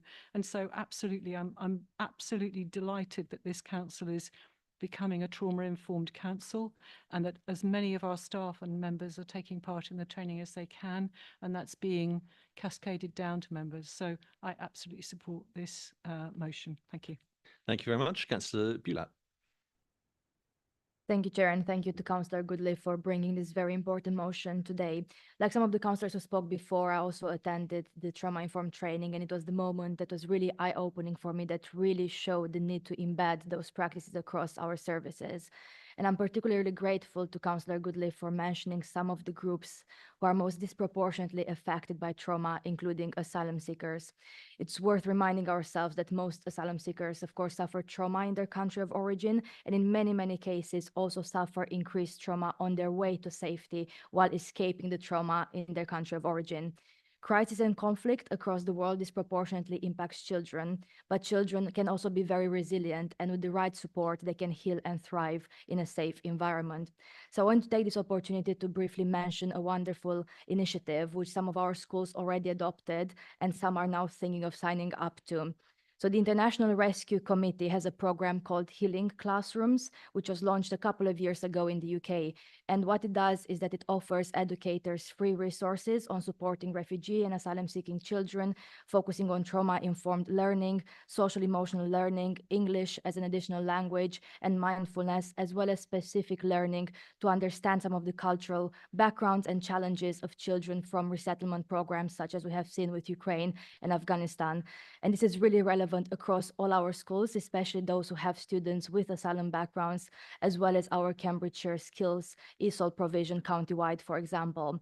I read recently that over 1,000 schools now across the UK are schools of sanctuary. So promoting this healing classrooms approach and initiative seems really relevant and timely in this context. I know our officers are already working in this space, and I thank them for that. And I think as councillors and many of us who are also school governors, as we support this motion today, hopefully, I also hope we can also explore this healing classrooms resource and model in the schools that we work with. Thank you, Chair. Thank you, Councillor Bulat. Councillor Hoy. Yes, thank you. So the first part was about the motion itself and what Councillor Goodliff mentioned. I'm really pleased that you mentioned COVID in the motion, because I don't think we've fully appreciated the effects yet that has had and the pandemic has had on our young people. Telling young people that they were going to kill their grandparents and then expecting them not to have any kind of mental trauma from that just seems to me that, you know, we were asking for trouble back then. You know, when I'm not going to get into a debate as to whether we should, whether we shouldn't have, but the fact is we did, and that has caused an enormous amount of trauma to young people. So that's very worrying. I agree with pretty much everything in this motion. I think it's a really good motion. The only thing I did think when I was listening to it, and I'm going to try and be very careful here because I don't want to get myself into trouble and B, politicise this too much, but we're talking about trauma and trauma people experience. We're all aware of some staff that have experienced trauma and elected representatives, and we should all be maybe listening to our motion and practicing those words in politics and not ignoring trauma because it's politically convenient. Councillor Bowden. Thank you, Chair. I thought for a moment I wouldn't have anything to say because I thought Councillor Hoy was going to say it, but she was much more discreet than I may be. No one can object to this motion. It's a well-written motion, and no one can be unsympathetic to those individuals, or no one should be unsympathetic to those individuals who have suffered or continue to suffer from trauma. But fine words, it's said in the old saying, butter no parsnips, and there is more than a whiff of hypocrisy here. When we consider that this council and this council's representatives have done nothing at all to support the former staff who had suffered extreme trauma in the CPCA. I'm not going to say any more than that because the matter has been discussed before, but I would ask members just to think back on those individuals whom we had responsibility for because we are a constituent authority, and to think, did we treat those people in the way in which we should have done? Councillor Tierney. Thank you, Chair. I like this motion. What I particularly like about it is I think it's the right time of year to bring it, because I think you could paraphrase it and say, don't judge people by what you see because you don't know the road they've travelled. I think that we could all remember that, because it's an easy thing to say and it's a very difficult thing to do. And I'd like to see a lot more of it in this council. Thank you. Thank you, Councillor Tierney. Noob, other Councillor Shaler. Thank you very much, Chair. This is really a great motion, and it shows the council at its very best. The sort of changes that we can make that will make an impact on people's lives. And I could add to Councillor Tierney that it's not only the road that people travel, but it's their parents and grandparents. Epigenetic changes due to trauma can continue to the third generation, giving people a propensity for anxiety and negative expectations. And so I think I want to thank Councillor Goodliff for a brilliant motion. Thank you very much, Chair. Thank you, Councillor Shaler. Well, I think we're all rowing in the same direction. So, Councillor Howard, you reserved your right to speak, if now's the time. Thank you very much. The resolution rightly refers to the 6 principles of trauma: safety, trust, choice, collaboration, empowerment, and cultural consideration. And these are important principles, and I think very useful for us to hear again and to reflect on and to be challenged by in all of our work. I do congratulate my friend and colleague Councillor Goodliff in bringing forward this resolution, and also for the very honest and moving way that she spoke at the beginning of this debate. Chair, we can't eliminate trauma for people in our county, but as a county council, we can do things which both prevent trauma from taking place, and certainly in the way that we treat people can stop them from being re-traumatized. And it is about the things that we do working at multiple levels with individuals, with relationships, with community, and with society at large. When we talk about a trauma-informed approach, I appreciate not every member will be fully cognizant with that term. It does mean that our officers and our services should be trained and skilled in recognizing the signs and symptoms of trauma, and then in adopting the evidence-based practices that will support people in living and working through it. The whole basis of our public health approach is about working with the environments in which people live, and not with simply people as individuals, and recognizing that there are groups who are specifically vulnerable in our community, and making sure our services are designed in order to beat that. As Councillor Hoy has said, alongside Councillor Goodliff, collector trauma events take place. COVID, I think, is the most notable example of that.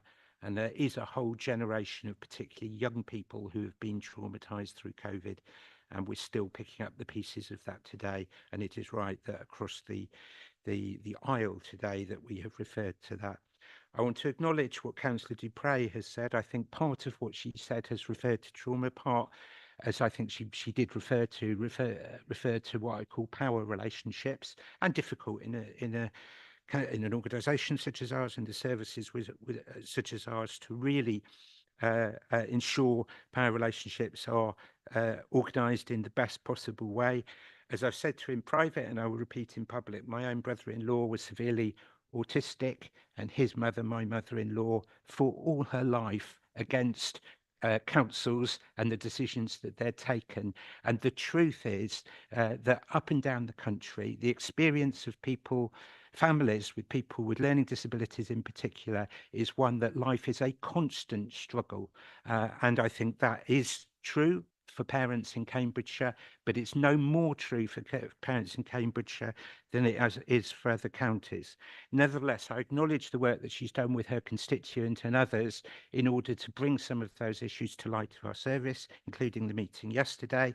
Adult Social Care is committed to working further on the transition for young people into adulthood who we care for.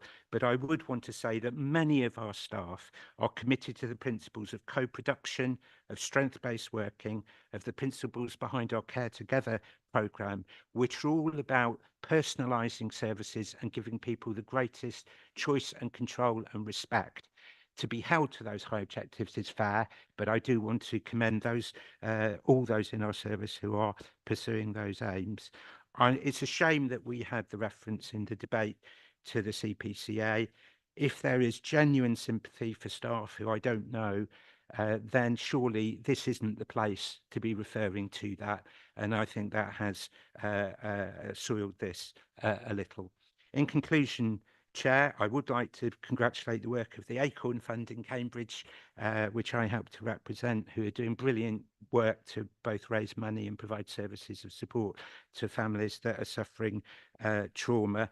And I would like to pay credit when I talked earlier about system working to the fact that the ICS has had both a special event, set up a steering group, had a follow-up event with training on what a trauma-informed approach would be, not just for the ICB, but for the system. And I hope this resolution will refresh people's memories of that and cause this authority to participate even more actively in that approach. Thank you. Splendid. Thank you very much. And finally, Councillor Goodliff. Thank you, Chair. I'd like to thank those who've spoken today. Thank you all for your candour and strength and for the examples that you've brought. We're not alone in struggling, and we want to ensure that we work together going forwards. I have to admit, I have ambition beyond a trauma-informed council to a trauma-informed Cambridgeshire. We commit to working in partnership with others to embed trauma-informed frameworks, and we commit to working in a genuinely co-productive manner, which is with rather than to survivors of trauma. I look forward to collaboration which seeks to adopt the trauma-informed principles of safety, trust, choice, collaboration, empowerment, and cultural sensitivity so that we can help people overcome the effects of trauma and improve both access to services and long-term outcomes. I want to end with a quote from our principal children's social worker, Tapiwa Julius. She says, "This is such a positive step forward. It will achieve better outcomes for our children and families. By embedding trauma-informed frameworks across our services and working collaboratively with partners, we can better support children and families, ensuring they thrive and achieve positive outcomes. This motion aligns with our ambition to continuously improve practice and provide the highest standard of care for our community." Thank you, Chair. Thank you, Councillor Goodliff. I think there seems to be a general consensus in support of this motion. If anyone disagrees, can you please indicate now? I see no objections, so we will take that motion as carried. Thank you very much, Councillor Goodliff. That concludes discussion of the first motion. We now move to the second motion submitted by Councillor Netzinger. Can I ask Councillor Netzinger to move and speak to her motion as set out on pages 5 and 6 of the Council agenda? Thank you very much. The issue of the way in which children with special educational needs and disabilities and their families are being failed within our education system is one which will not be a surprise to any member in this council. Concerns over the inadequate funding available for what is known as the high needs block have been being debated for at least 8 years. It was an issue of major concern for Councillor Peter Downs, and many in this room will remember his frustration at the way in which the underfunding of the high needs block was getting worse every year, and his concern that the academisation of the school system would mean that the most vulnerable pupils would fall through the gaps. Peter's concerns from those years ago have been proved absolutely valid, and the problems he spoke about so eloquently are now embedded in a system which is proving a nightmare for the families and schools as well as for this council.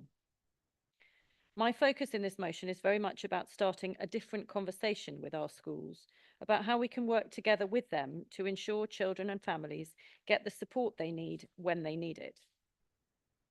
While this council clearly has an important part to play, and I'm well aware there is a lot that needs to improve in our own systems, especially with the speed in which we support and assess children, I also firmly believe that we will only be able to improve things for children and their families in Cambridgeshire if we work better in partnership with our schools and with the health service.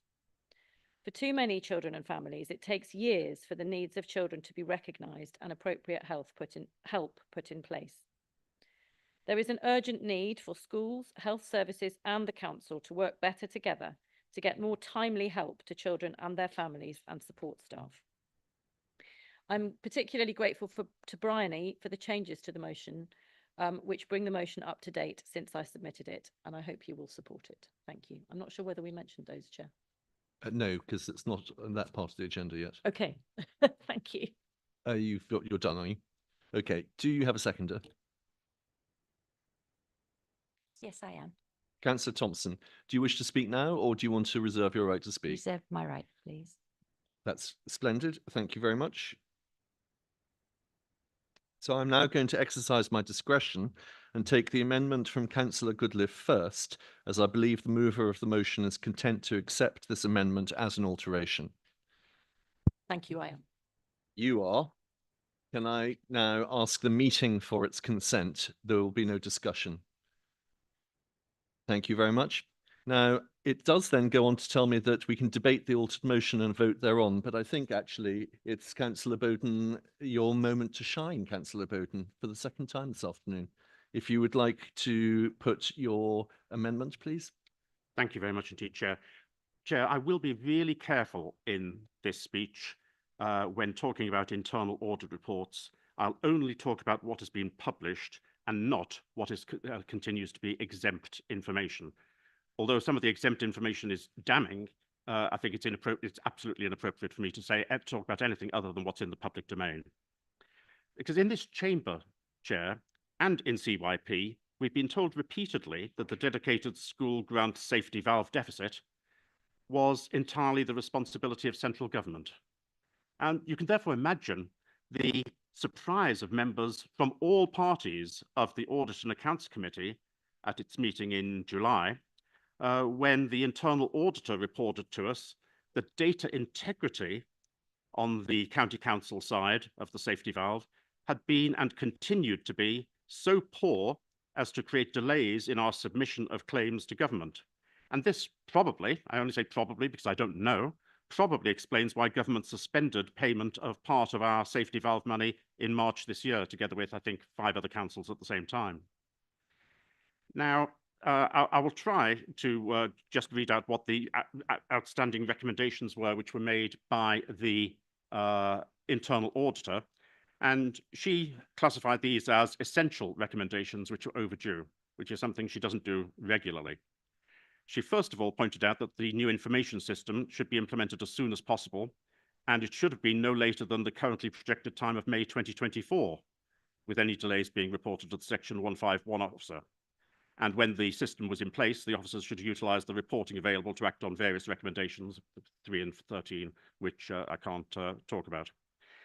But unfortunately, at the time the report was made to us, we were told that whilst the new system had gone live, there were still a number of implementation issues which required continued support from the IT project team, and the revised target date for this essential recommendation was put back further to the 31st of July. And not surprisingly, that revised date wasn't met because that date was 1 day after the meeting of the Audit and Accounts Committee. But there was a second essential recommendation from the internal auditor.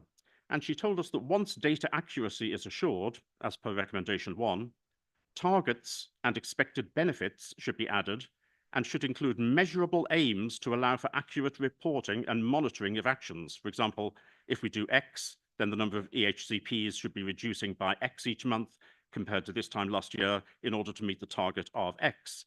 So smart targets needed to be put in place. We had no smart targets at all. There needed to be a formal prioritization of actions, noting which actions have the most significant impact on the program. And that was also meant to have been done by the 31st of May. It wasn't. And we had to revise our target date for that to the 31st of October for such a serious matter. Now, when this came before the Audit and Accounts Committee, we were concerned about it. So we used the provision in the Constitution, which allows the Audit and Accounts Committee to refer, and I'll quote now from the minutes of the Audit and Accounts Committee, to refer the two essential audit recommendations relating to the dedicated schools grant safety valve to the Children and Young Persons Committee for review. And I proposed that, Councillor Wilson seconded it, and all members of all parties in the Audit and Accounts Committee agreed it.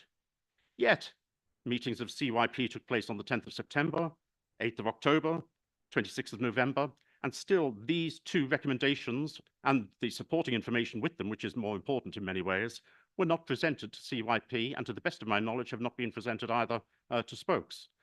And now, I'm not suggesting for one second that officers were responsible for this, but I'm left wondering if this was the responsibility and this was caused by members. At the end of the day, Chair, what's the point of having an internal auditor, an Audit and Accounts Committee, and the facility in the Constitution to refer essential outstanding audit recommendations to service committees if the referrals are blocked? Now, it has to be said that any outsider looking at this could be forgiven for assuming that this appeared to be a cover-up. Now, I don't know what happened, so I can't make that accusation, but it certainly looks very fishy indeed. And we really do need to ensure that CYP are given the authority, first of all, to understand what went wrong, and secondly, to continue to monitor the situation to make sure that that doesn't go wrong again in the future and continues to be done correctly. And that is what this amendment is designed to do. And any failure to agree this amendment will really be a kick in the teeth to our internal auditor. Thank you, Councillor Bowden. Do you have a seconder? I do. Councillor Hoy. Councillor Hoy, would you like to speak now, or would you like to reserve your right I'll to speak? wait, thank you. You'll wait. Okay. Who'd like to go first? Councillor Goodliffe. Thank you very much, Chair. The first action regarding the implementation of the CACI system has been marked as implemented by internal audit on the basis of the updates received over the summer. The second action regarding the need to develop a clear project plan with identified smart targets and measurable benefits associated with each action, a clear prioritization of actions for implementation has been taken account within the resubmission we are currently working on in Children, Education and Families. And we will ensure that although the submission is a very short, limited document, our own work and project plan, which is a much more full document, which is regularly updated and overseen by the Send Improvement Board, is as above. We had a full update on the safety valve to our last CYP committee, and this comes regularly as part of our risk register. It is also a regular item on Spokes meeting agenda, and so I believe is covered. The shortcomings of the previous government's safety valve programme are clear. They were a sticking plaster to cover for some of the 113 councils who are set to declare bankruptcy by the end of the offset programme in 2026. The programme does not address the key issues of funding, a broken SEM system, an adversarial system, a curriculum in dire need of reform, an inspection process that is too narrowly focused on results over best supporting all students to achieve to the best of their ability. The current government, however, is convinced that the education system should work for all, that minor benefits for the few are not the way forward, the subsidising of private education of a few at the expense of the many is not the way forward, and that true reform using experts and research is now being acknowledged, and I look forward to a process that is totally different to this previous system. Thank you. Thank you. Councillor Sharp. Thank you, Chair. I'm sure all of us here would, we want to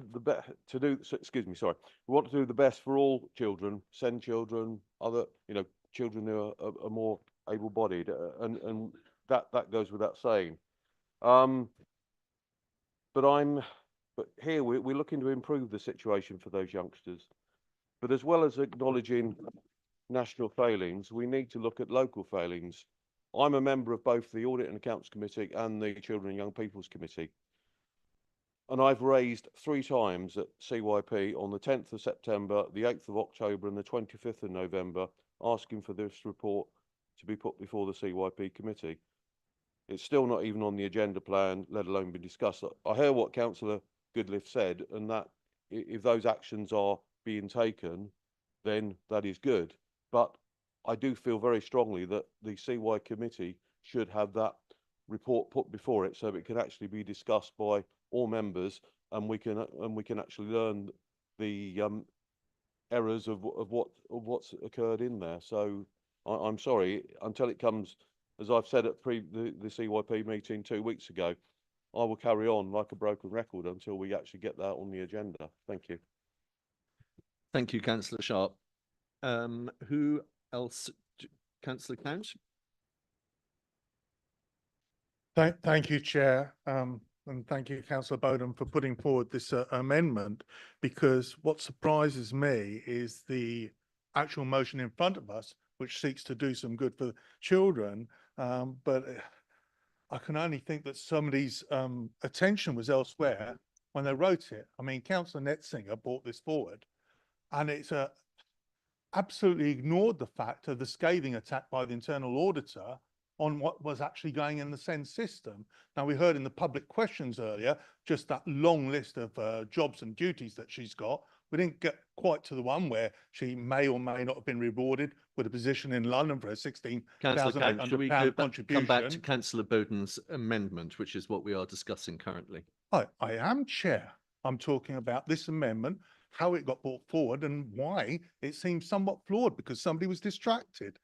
So the reason I'm going back to the amendment as you've requested is because the tone of the actual original motion is the government's got it wrong, which is something that we saw originally at S&R committee, at CYP committee. Every time we asked about the safety valve agreement, we were told it was the government that was failing. It didn't provide enough money, the schools were late, and we dug into this. And I asked repeatedly, and I was told that the school was late the two SEND schools were late, causing all of the damage. And I pushed, and it turns out in the background, whilst I was being told that, there was an auditor telling officers, and no doubt the leader of the council and the chairs committee, that there were internal problems that was causing this drift. And that wasn't revealed to us until this came to light. So I was glad it came to light, and I agree that this should be embedded in this motion, because to go out and tell the public that it's all the government's fault and we can do things better without acknowledging the internal auditor, what's gone wrong, would be a failure. This all happened on this party's watch. The Liberal Democrats, Labour, those independents support them. This deal, this safety valve deal, was done by the joint administration. You can't blame the former government for that. You can't blame the former party who controlled council for that. The safety valve went off track on this joint administration's watch, not on anybody else's. So to start having a motion where it goes elsewhere is quite frankly a little bit insulting and a little bit adrift. And we heard it in the first response already from Councillor Briona Goodliff. She's gone back to, this is the fault of government not having enough money in the system, ignoring the fact that an internal auditor has brought light to the fact that there are failings here. So I'll just move on a bit now, if I may, to actually the scathing report. Some of it's been mentioned already, and this is all in the public domain. Poor data, lack of smart targets, no prioritization of actions, causing us to be council to be considerably off target. This is real money that council now either has to find savings for or trying to explain to the government where they've gone wrong where they've gone wrong in the past.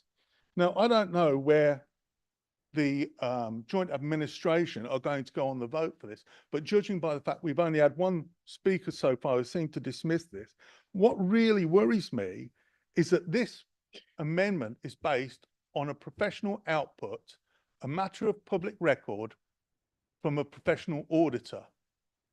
And if you vote against it, you are basically saying, we don't like the work that our auditor does. We don't like the fact that they criticize us. We don't like the accurate readings that they come out with and say. So whilst you ask for expertise in people who are dealing with SEND, you should be looking at the expertise of your own auditors. We had an excellent speech from Councillor Bowden complimenting the chair and vice chair of audit earlier on. So I only hope that they will act in a non-partisan way and actually vote for this submission of an amendment, because it is accurate audit work that has gone into creating it. And I do hope that the rest, the whole joint administration, falls in behind and recognises that valuable work and supports this amendment. Thank you, Chair. Thank you, Councillor Count. I have Councillor Hoy, who reserved her right to speak as the seconder to the amendment, and then Councillor Netzinger, who has the right to sum up at the end. Councillor Hoy, please. Yes, thank you, Chair. So I won't say very much about it, other than that we've heard from members of the public how they're going to be impacted due to cuts in funding. And we were led to believe that this was due to government. Now, in the last report that went to CYP about 2 weeks ago, it was very much insinuated, definitely in the speeches and the introduction, that a lot of this was government, and we were waiting to hear from government as to whether we were getting any more money. So I was quite surprised really to learn that it's not the case, and that it is the county council that appear to have dropped the ball. It doesn't seem to have been mentioned anywhere. So like I say, it's very, very worrying to hear. Now, I really do hate being critical of CYP, because on a personal level, I do think Councillor Goodliffe is an amazing chair, to be honest. She does try to accommodate different views in meetings. She does try to do her utmost to make it actually a really good and enjoyable committee. So I'm always really loath to criticise, because it's not a personal criticism, it's more about the process. I don't think, to be fair, it's been helped that there's perhaps been a lack of support, because we've had so many different vice chairs over the last 18 months. And I do wonder if a lot of pressure is being put on one individual, and that doesn't seem very fair to me.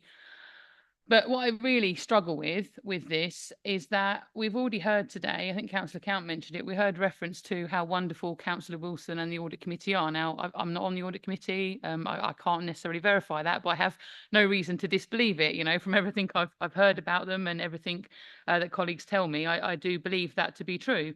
And so I can't understand, on the one hand, we're all saying and literally clapping for this wonderful Audit Committee, and then when the Audit Committee make a recommendation, we aren't, not only are we going to necessarily ignore it, but we aren't even going to hear it in the committee that it relates to. And I don't understand why we wouldn't hear it, because just because we heard it wouldn't necessarily mean we'd even have to necessarily action it. We'd just be hearing it. So that's very strange to me. It almost feels like we want to cover it up for some reason.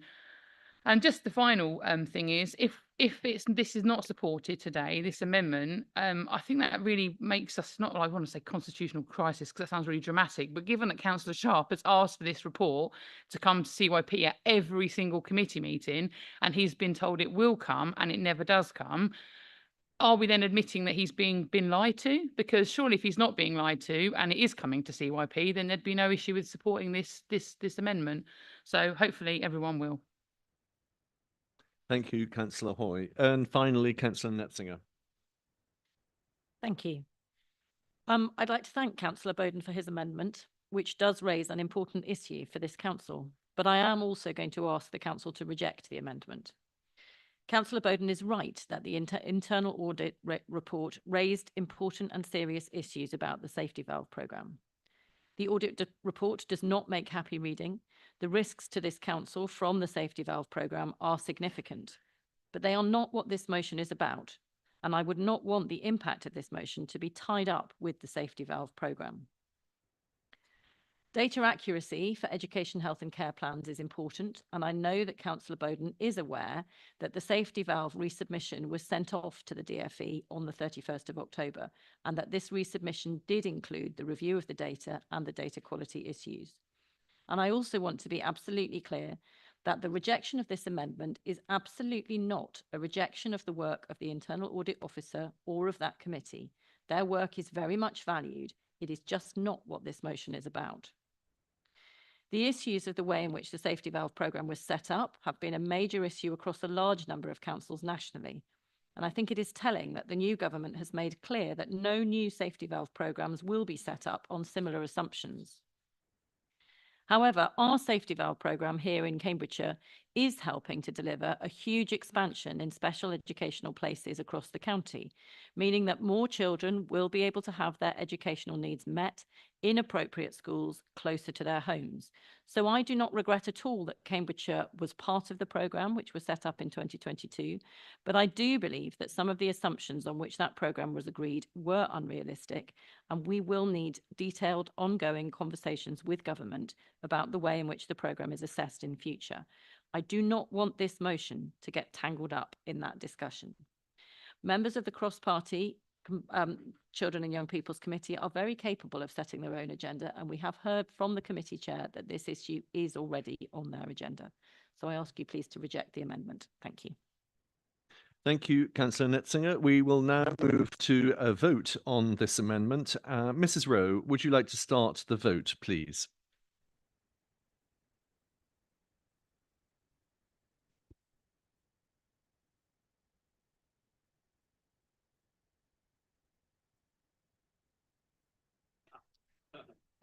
Oh, yeah. Would members in favour of the amendment please press the button underneath the word yes? Members against the amendment, please press the button underneath the word no.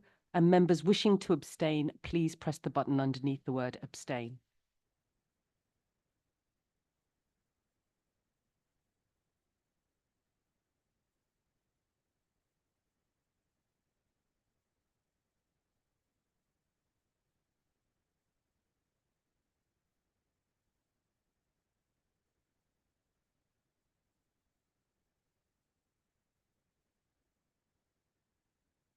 Chair, I'm now closing the vote.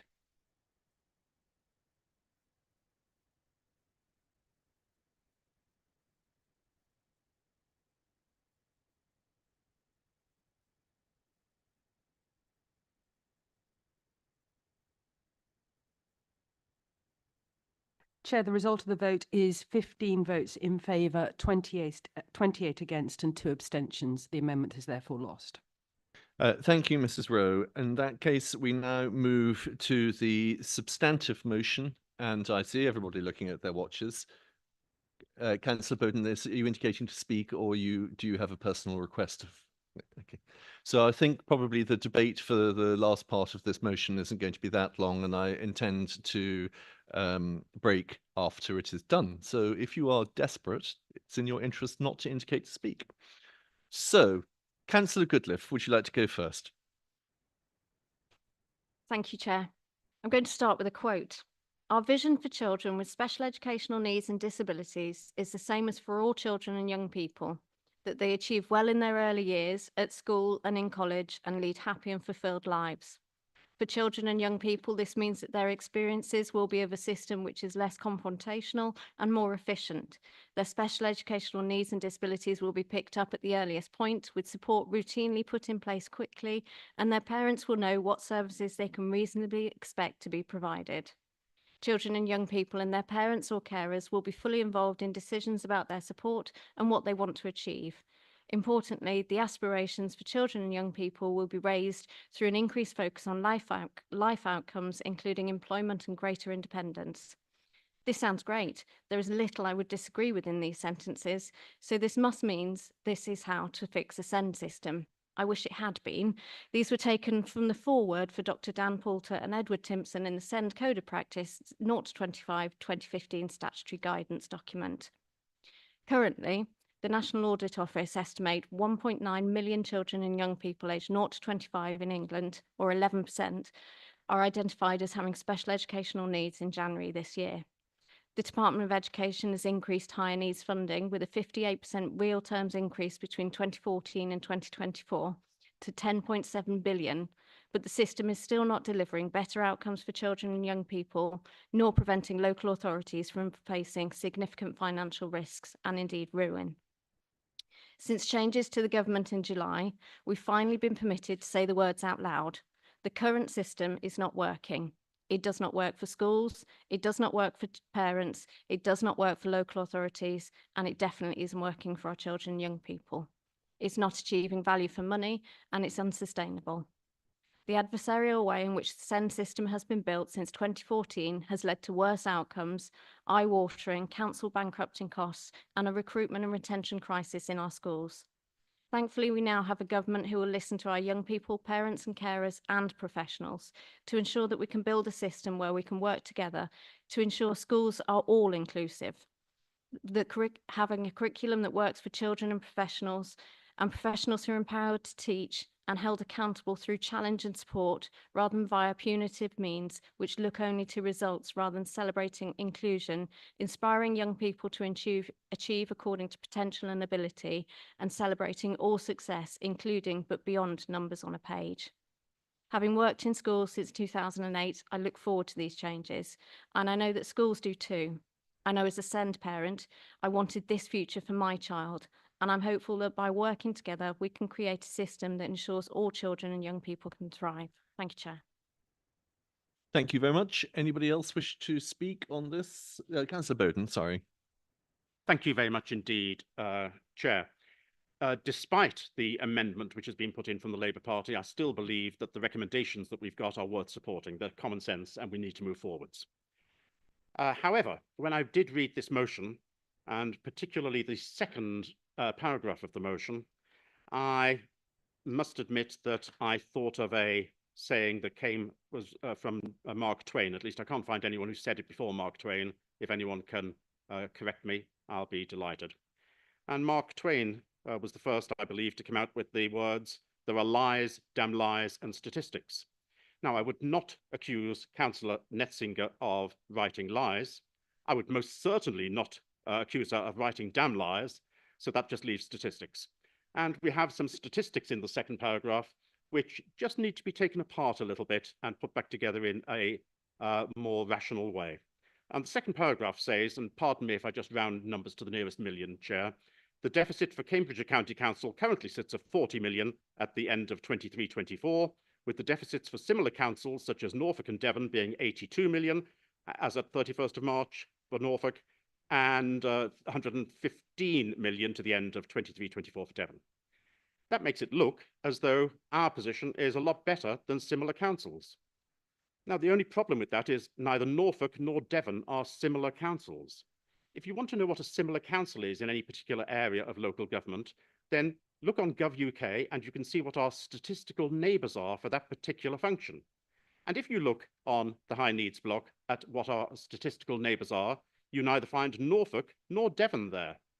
And in fact, if you look at it, you will find that we are the absolute median council so far as the amount of the deficit is concerned, and we are the council closest to the mean of all of our statistical neighbours. So far from our position being much better than similar councils, our position is in fact as close as to the average as possible to similar councils. And that kind is just a matter of fact, which it's unfortunate that the second paragraph doesn't really explain that. But I just wonder how much better we would have been than the average had we actually had a system, a data system which worked, and we hadn't had money taken away from us, or at least suspended in March this year by government. Thank you, Chair. Thank you, Councillor Bowden. Disraeli, possibly. Any other speakers? Councillor Count. Yes, very quickly, Chair.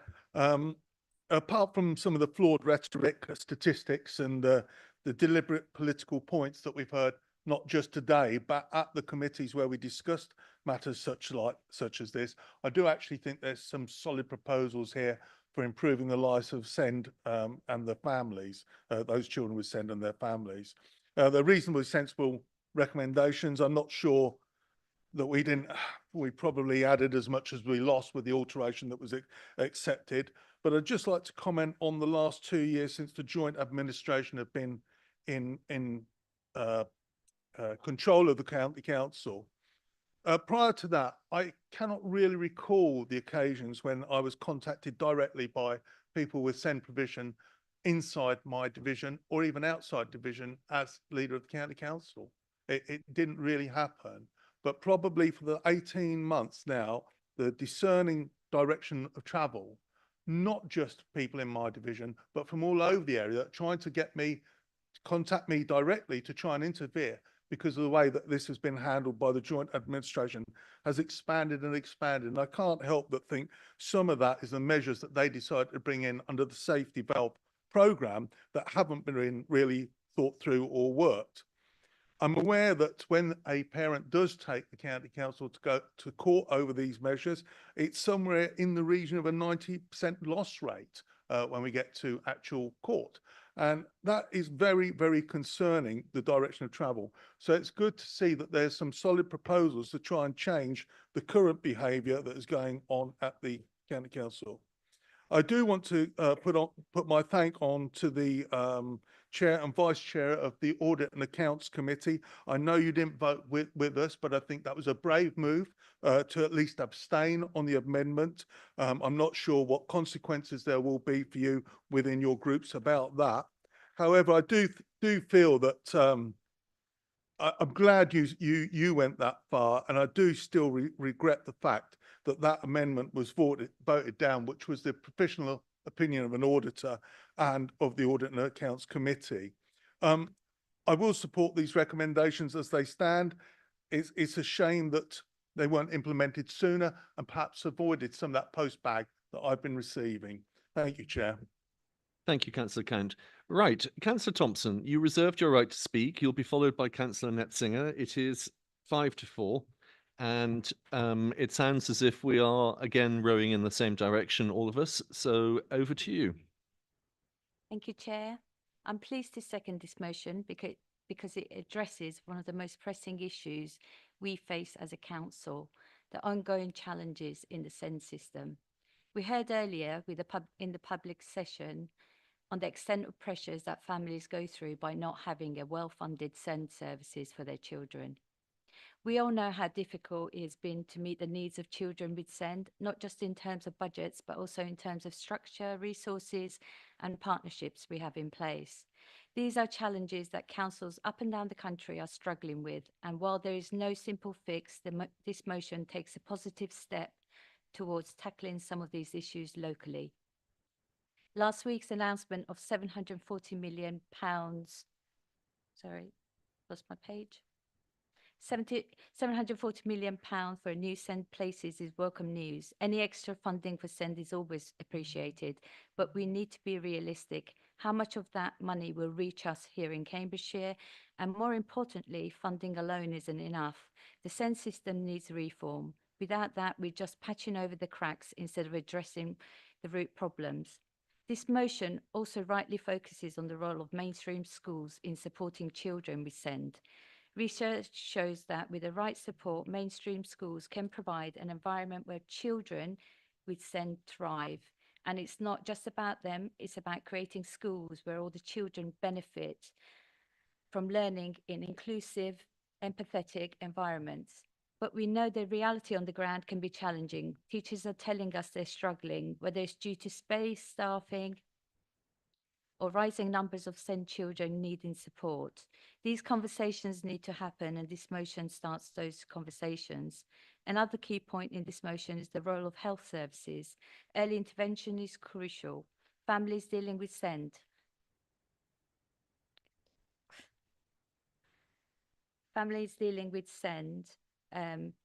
We need to work more closely with our health partners to ensure that no child or family reaches a crisis point because support wasn't joined up.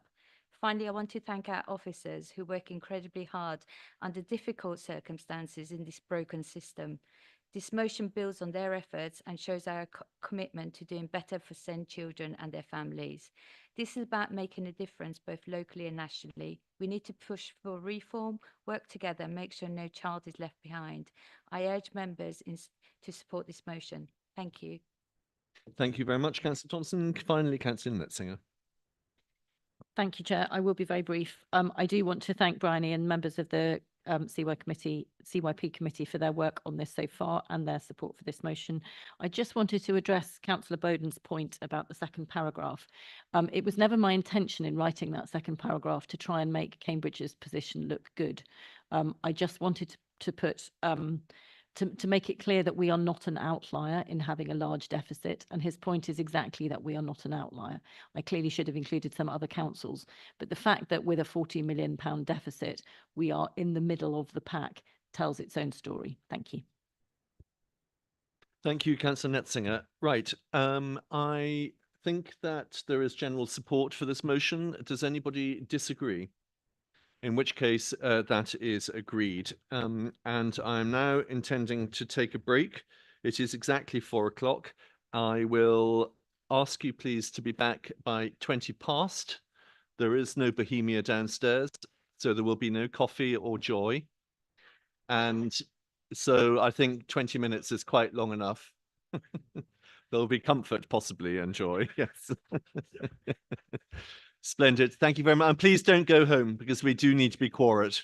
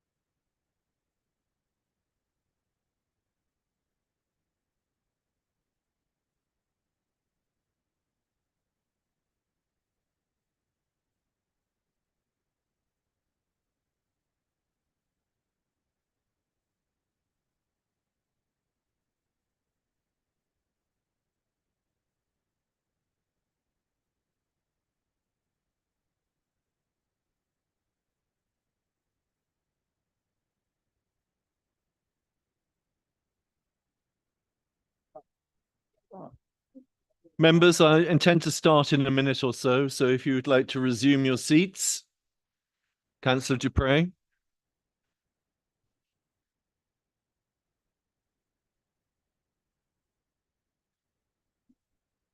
Oh, well, I can't go anywhere.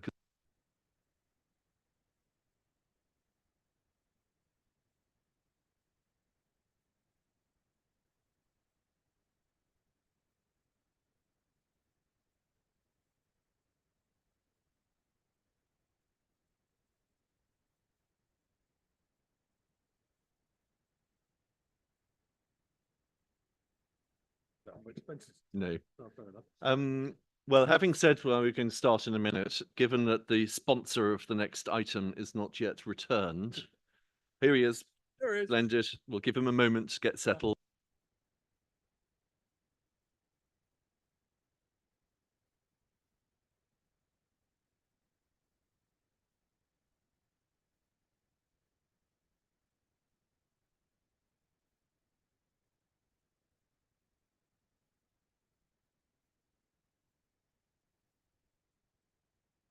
Right, we have now concluded the second motion. We move to the third motion, which is that submitted by Councillor Steve Count.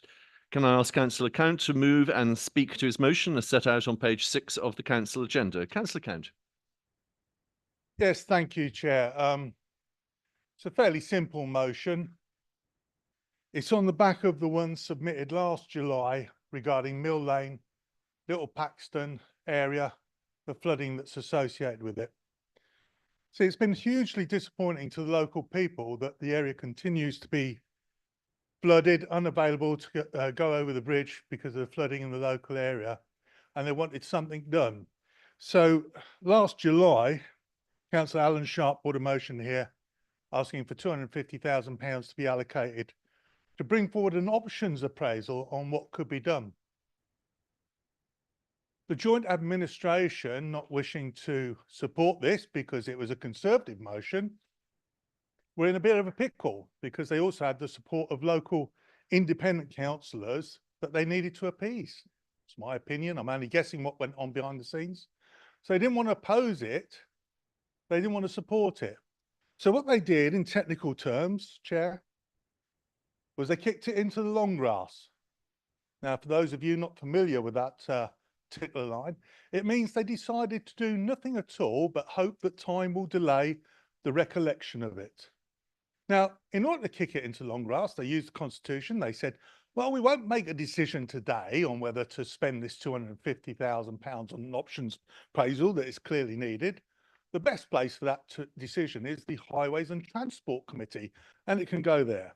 And that was the decision that the joint administration forced through in July of 2024. Now, another motion that the Conservatives brought forward, which is related to this, was to introduce an action log into the county council papers. And that was because we kept finding when things were kicked into the long grass, they just simply disappeared, never got done. Who can forget Mr. and Mrs. Pike and the drainage system? Things simply disappeared. So we asked for, and the administration agreed to put in an action log. So this means we can keep track of the motions. And what happened at the last council meeting, we had an update on what was going to happen regarding the £250,000 that was agreed to come as a possible expenditure on Mill Lane flooding. It had gone to the Highways and Transport Committee November 2025. And that wasn't a decision on how to solve the flooding. That was a decision on whether or not to allocate that £250,000 on moving forward with an options appraisal. So a formal decision about whether to decide to do something, not a formal decision to do something. So we were aghast and we raised this at full council. And of course, by raising it, I expected some kind of response. The first week went by, the second week went by, the third week went by, and you would have thought that any competent chair of Highways and Transport and Committee that's in charge of the calendar for these kind of things would have contacted me or asked an officer to contact me to say what was happening, but it didn't. So what we did was I worked with the local people again, launched a petition to say this is not good enough. And then I got a response on Twitter, not on my Cambridgeshire County Council email, but on Twitter. Oh, really? We've dealt with this. It's on the March Committee. Well, we looked up the March Committee and it's not on there. It's not on the website. It's not on the March Committee. You see, whilst the chair does really have influence and control over the agenda, it's not actually passed until the committee passes it. But you can't have it both ways, can you? You can't say, I'm not party to it being in November 2025. That wasn't me, but I can actually decide it goes in March and the committee isn't involved. You can't go both ways with it. So anyway, so the first thing that happened after putting it back in the public domain was after almost a month, we was told it's March 2025. And it was a mistake by an officer, not by the person who actually should have major input into the committee papers. Now, first of all, I don't understand why it's March and not January, which is next meeting. It should have been the first meeting after July. The fact it's been delayed at all is just an insult to the people of St. Neots that you're trying to convince you're actually doing something. But it said March, so I'm asking for January because there should be no further delays in simply making a decision whether or not to allocate money so that you have enough information to decide what kind of works, if any, would be done on that Mill Lane Bridge, or whether it would help to spend that elsewhere. That's what an options appraisal would do.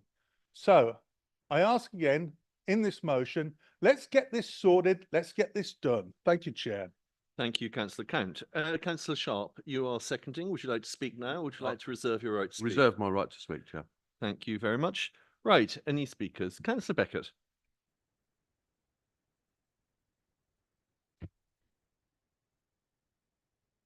Oh, Steve. Sorry, through you, Chair. Let's be clear. The people in Little Paxton don't need a report. Not a very expensive report. What they need is their bridge to be open and able to get along with their lives. If you take the time to speak with any local residents, you'll quickly hear how critical the bridge is to their daily lives. Its closure disrupts routines, forces people into longer and more dangerous routes, and has a real impact on the community. I've spoken extensively with residents. Indeed, we have Robin here today who lives meters from the bridge and is continuously drawing my attention to the bridge. I've heard how these closures make life harder. Journeys that should take a few minutes turn into longer, riskier trips. And that's why I've been engaging, not just with people in the local community, like Robin, but with experts and our officers. And I'd like to give a quick shout out here to some of our officers, Hilary Tandy, Gareth Guest, Simon Dixon, Steve Nicholson, Charlotte Keevely, who have all been working so hard on this. We've also been working with engineers and members of the St. Neots Flood Action Group. Tim, we've got here today from the St. Neots Flood Action Group. And we've been working with these people to find practical solutions to help now. And we haven't just been talking, we've been acting. After the road failure earlier this year, we invested £15,000 in a more resilient repair, digging down, removing the old cobbles and binding directly to the concrete. Additional curbing was added to protect the structure. The result, the next time the flooding occurred, the road held firm, allowing us to reopen the bridge quickly and minimize disruption. There are fuller measures we need to take. We need to keep monitoring the situation, and we'll keep looking at the road and working in ways to make it more resilient. Councillor Nethling and I are also currently awaiting a meeting with the Environment Agency to discuss upstream flood prevention and mitigation strategies for Little Paxton. Working with others, and in particular the Flood Action Group, we're exploring simple yet impactful drainage improvements that could significantly reduce the flooding duration and severity. As part of our broader commitment to doubling highways maintenance, we're also upgrading the electronic signage at the bridge. New sensors will monitor rising water levels and automatically trigger clear, accurate warnings to the public. We'll also reposition the sensors for better accuracy, enabling timely and reliable updates for everyone. We're applying the same serious approach to other flood-prone areas, such as Erith Bridge and Wallenby Brush, areas which also affect other residents during floods. That's the hallmark of a competent administration, and I'm very sad to say, and I say that It's been sorely lacking when the county was under Conservative control and when Councillor Count was in charge. Now, I know officers made an error with the action log, and for that I sincerely apologise if it caused community concern. It should have been caught sooner. That said, our constitution allows opposition parties to contribute to the forward agenda plan. If this was a genuine concern, Alan, your highway spokesperson, the person who brought the first motion to full council, could have directly raised it with us in one of our spokes meetings. He didn't. Alternatively, as leader of the opposition, you could have directly contacted a senior officer. You didn't. This motion then appears to be about political theatre rather than addressing the needs of Little Paxton residents. Let me address one final point. While raising the bridge may eventually be necessary, it's important to understand the local context. It's often not the bridge, but the approach roads that flood. Raising the bridge would be incredibly disruptive, requiring months of diversions and a significant financial outlay. For taking such drastic measures, there's a range of practical actions we can and we will pursue to prevent flooding and to ensure the road reopens quicker post any flooding.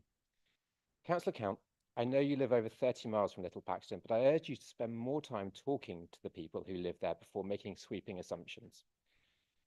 Had you spent the time writing this motion, engaging with the community instead of playing politics, you'd have a much clearer understanding of the real issues here and the work that we're all doing to make life better for everyone in the area. Thank you, Councillor Beckett. If I could remind you to address your remarks through the chair from now on. Right, any other speakers? Councillor Goldsack. Thank you, Chair. In response to the last comments by Councillor Beckett, I'm pleased to see that he went out to St Neots. I'm pleased to see that he went out to Little Paxton. I'm pleased to see that he engaged with the residents, because for 18 months it took, nobody came out to Prickwillow. So I would Prickwillow Road, Isleham, or Great Fen Road, Soham, until Councillor Shayler came out, and Julie did. And guess what? After that, we got some action, right? So I will tell them on your behalf, Mr. Councillor Beckett, that Little Paxton residents are far more important than the residents of Great Fen Road or Prickwillow Road in Isleham, because that is exactly what you've just told them in your actions. And secondly, can I just go remind back to what this motion is about? This motion is about an appraisals review, not whether the bridge should go up, down, round, or underneath. An appraisal review and £250,000. Okay, that wasn't mentioned in Councillor Beckett's speech. Not mentioned. All was mentioned was the political game that he's accused my colleague of playing by playing a political game.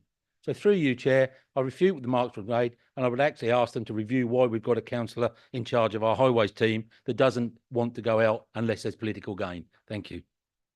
Thank you, Councillor Goldsack. If I could remind colleagues, it's the season of peace and goodwill. Councillor Netzinger. Thank you. I'd like to urge my colleagues to vote against this motion, because making a decision on an options appraisal at a cost to Cambridgeshire taxpayers of £250,000 would be very poor value for money if we did so without the information which is currently being gathered on whether this is a sensible approach to tackling the problems at the bridge. I'm extremely grateful to those living near the bridge, some of whom are in the room, for the deeply practical approach that they have been taking to thinking about flood and water management in the area. It is very far from obvious at the moment that pouring vast quantities of new concrete into the floodplain in that area in order to raise the height of the bridge would actually help with the flooding issues, or whether it would make it worse. Indeed, initial indications from the Environment Agency may have suggested that raising the bridge could make flooding worse upstream. This council is extremely focused on understanding the real causes of the increased frequency of flooding in the area, and thus what the right solutions are likely to be. Putting a decision on the appraisal options to the Highways Committee in January would mean that money would be ring-fenced for the options appraisal and not available for any other approach to dealing with the issues in the area, and nor would that money be available for any potential interventions at either Prickwillow Road or Great Fen Road for Councillor Goldsack. I think it's really important at this council that we use our resources carefully. We do not have enormous quantities of money to spend on our highways. We need to think very, very carefully about how we spend it, and spending it thoughtfully and in a well-informed way should be what we aim to do right across all our services. And this is not unusual in that. So I would urge everyone not to make a decision in January, but to wait until we have the right information, which will not be too much longer. Thank you. Thank you for that. I'm going to ask Councillor Sharp now, who reserved his right to speak, to now's the moment, and then I shall invite Councillor Count, and we shall then proceed to a vote. It's a short way of saying I'm not taking any more speakers. Thank you, Chair. I don't intend to be too long. You'll be pleased to know. I put forward the original motion back in July, so I'm happy to second it. And I think it's listening to Councillor Neffsinger and Councillor Beckett. Certainly, Councillor Neffsinger is saying it's bad value for money for an options appraisal, and then she was talking about causing possibility, and I agree with her. The possibility if we do something, it could cause flooding further upstream, and I think that's where we need to be. Unless I'm wrong, my idea of an options appraisal is actually looking at if we do X, what's the consequences of Y further up or further downstream. So I think we do need to go ahead and look at the actual various options, and I'm not an engineer, that need to be done or could be done to actually solve the problem totally and not cause another one. So just going ahead and actually doing things that could solve a problem, could help. I think the actual appraisal needs to be there in the first place. It is I agree. I mean, I've known that bridge for a long time, and it is a mammothly difficult decision as to how we solve it. I'm not minimising that at all, but I think we do need to get on and actually look at the various options, what they will cost, and I've no idea again that they may cost a lot of money, but we need to be doing something to try and resolve what is a very difficult position for residents. Thank you. And finally, Councillor Count. Thank you, Chair. I became a county councillor in 2011, and for the last 13 years, that's probably the worst defence of a county council position I've ever had to bear witness to.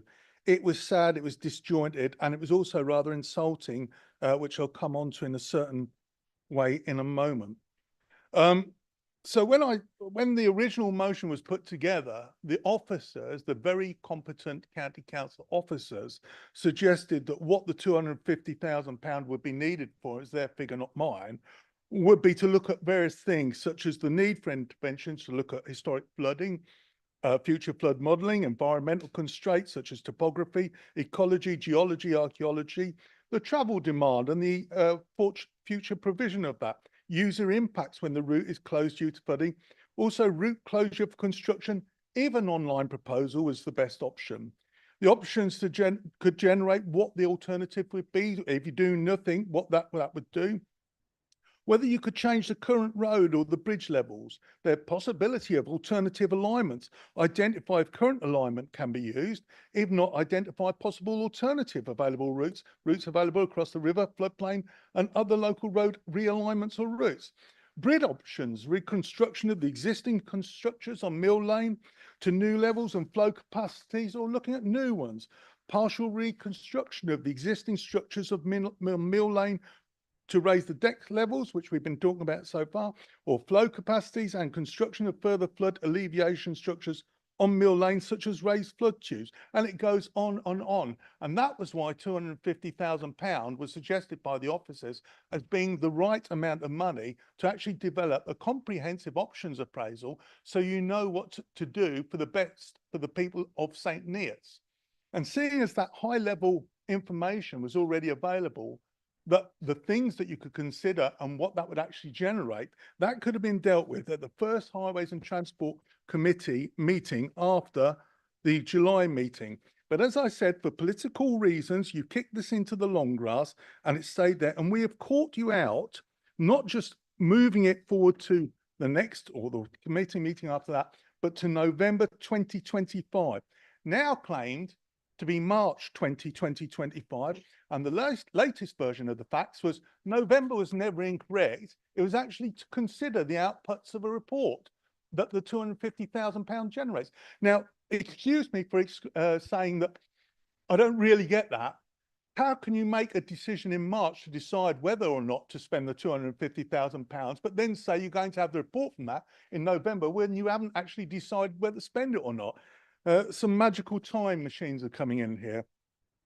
The insulting bit, Chair, through you, is the opening remarks from Councillor Beckett saying we don't need a report. We don't need a report. The people of St Neots don't need a report.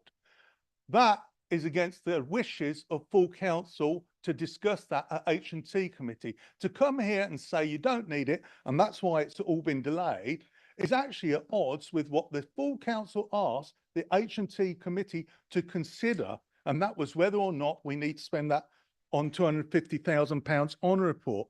And the leader of the council, Councillor Lucy Nexinger, has waded in behind that, saying that would offer poor value for money, it shouldn't go ahead, when it is the right of the H&T committee, as decided by full council, to make that decision.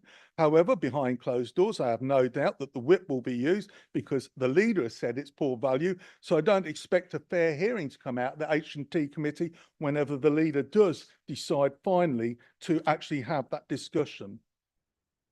A further issue I take umbrage with is the fact that Councillor Netsinger said that if you spend that money on the options appraisal, you're effectively ring fencing that to it and it can't be spent elsewhere.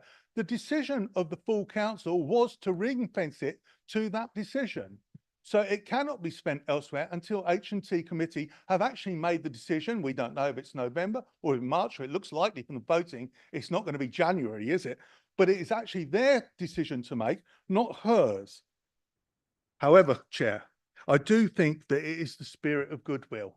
So I'd like to end up on a happier note, and some of you might chuckle at this.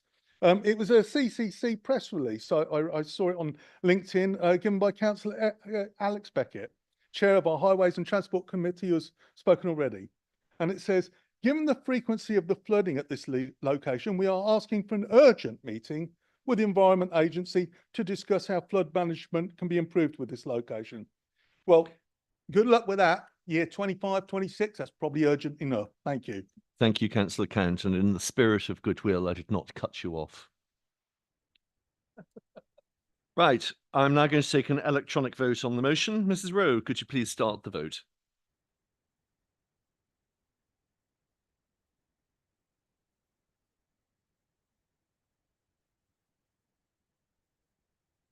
Members in favour of the motion, please press the button underneath the word yes.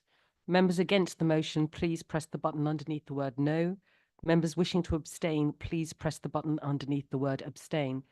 I just want to point out that unfortunately it doesn't come up with all the names, although all the names will be logged in the vote.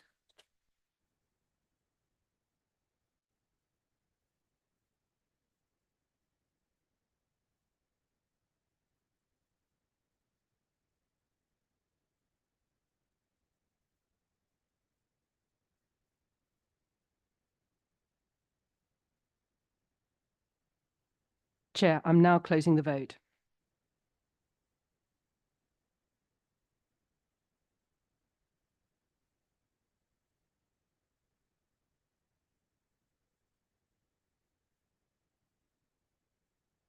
Chair, the result of the vote is 11 votes in favour, 28 against, no abstentions. The motion is therefore lost. Councillor Count. Thank you, Chair. Due to technical failure, it is important for us to know who voted which way on an individual basis. Now, we didn't ask for a recorded vote because we can normally see it on the screen. However, it is important to us who voted which way on this. I think we can do a retrospective. Chair, we can either take the vote again, or the actual printout that will be published on the website will include the names of how everybody has voted, regardless of what came on the screen. Thank you. When will that be available? I will put it on the website tomorrow. Brilliant. Thank you very much. Thank you. Thank you, Councillor Count. That concludes discussion of the third motion. We now move to the fourth motion submitted by Councillor Bill Hunt. Can I ask Councillor Hunt to move and speak to his motion as set out on pages 6 to 7 of the Council agenda? Councillor Hunt. Thank you, Chair. My division goes from Soham in the east, and it goes to Erith Bridge in the west. And so it goes through about 5 different villages. Now, there's a lot of traffic, as you'll appreciate, coming from Felixstowe, going up to Lincolnshire and the Midlands, and they're coming through my patch effectively. And we should look at one route is through the villages. That's through a road that is many hundreds of years old, that goes within feet of people's front doors. And there's another route, which is the A142, which is relatively modern, doesn't go through built up areas. It includes the Soham bypass, the Ely bypass, the Wychford bypass, the Sutton bypass, and the Chatteris bypass. So logically, you want traffic to go along there. In addition, and it's still subject to police inquiries, we've had 2 fatalities this year. And also, we've got the clear wishes of the various parish councils who are affected. So although what I'm talking about today really refers to something that should happen in Hadnam, it will also benefit the residents of Soham, Wickham, Streatham, Wilburton and Erith Bridge. So it's a knock-on effect of good. Now, I've been bringing various motions to this council, and I started 4 years ago. It was passed then, but it was passed then because there was a different administration. But as soon as the new administration came in, they stopped it. So I started again when I had a return here, and we are now looking at just work to be done in Hadnam, but that will benefit the whole of that string of villages. So I'm asking you, and I'd just like to make a few points. I have mentioned the 2 deaths, the absolute enthusiasm of the parish councils to get something done. It's been over a year and things are just being, Steve Count or Councillor Count used the expression kicked into the long grass. I would say there's a kicking a can down the road, which is applied to this one. What I'm really asking is that we put some urgency into this and we get on with it. I've had Councillor Shaler out there. I've had officers around there. I think everybody who's been realises that it's a very difficult place to take particularly heavy goods vehicles. I owe my residents making their roads safer. And we cannot just kick this down and say we've finished with it. It hasn't been finished with. And I believe that the two items are clearly covered in the agenda, and that's a motion be reclassified as ongoing, and the report presented to Highways Committee on the 4th of March, and which evaluates options to reduce traffic and traffic speeds and improve road safety on the A1421 as originally passed. I think it would be a good idea to get moving with this. It's been a year since the last motion was passed, and what has happened? Nothing, and 2 people have died. Please, will you support this? Thank you. Thank you, Councillor Hunt. Councillor Sharp, you're to second this. Would you like to speak now, or would you like to reserve your right? Reserve my right, Chair. Thank you very much. Right, Councillor Shaler, haven't heard from you, so.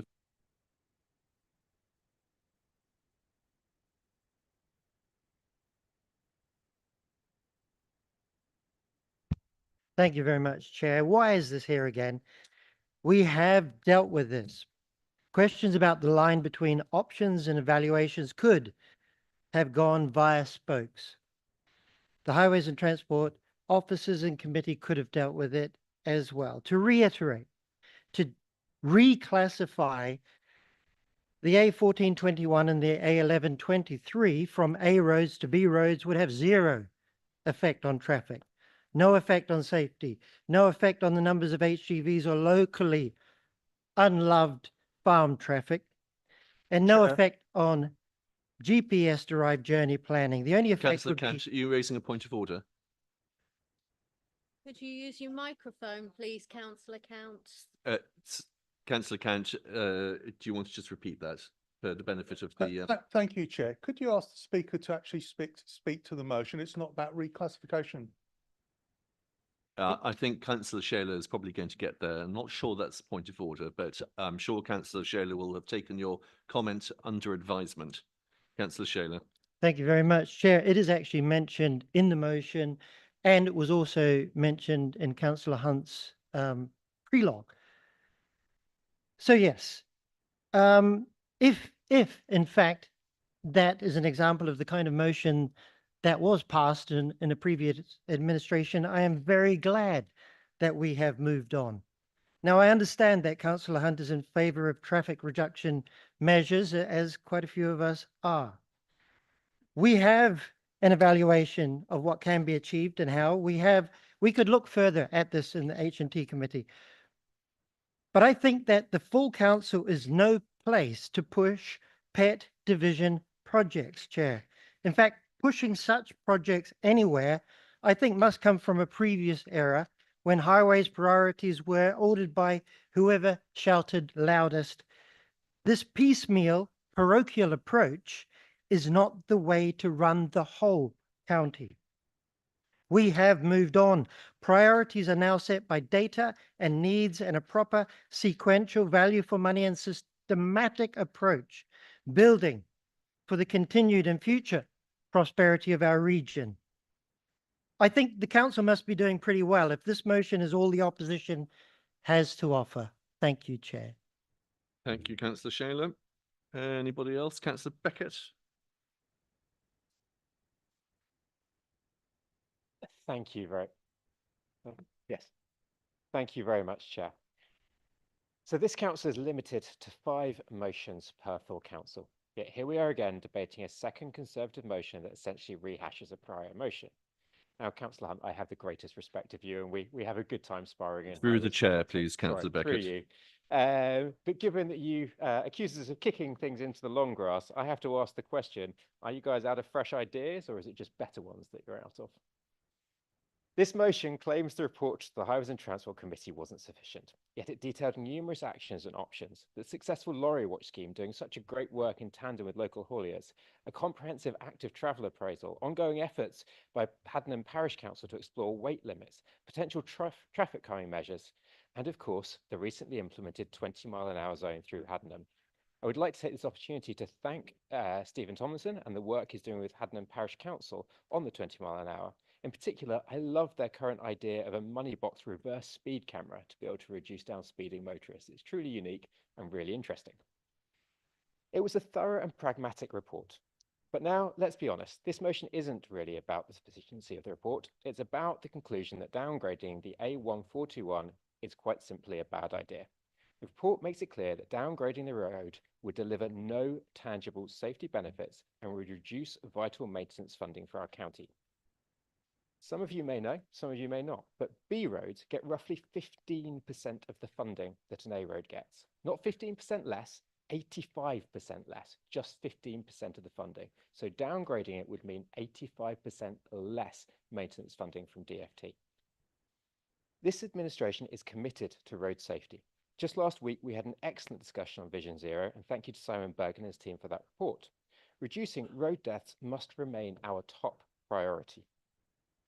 Consider this, every year around 400 people are killed or seriously injured on Cambridgeshire's roads. Nationally, that number claims to 30,000. Just let that sink in for a minute. If this level of harm were happening in any other part of society, there would be public inquiries, headlines, and calls for accountability.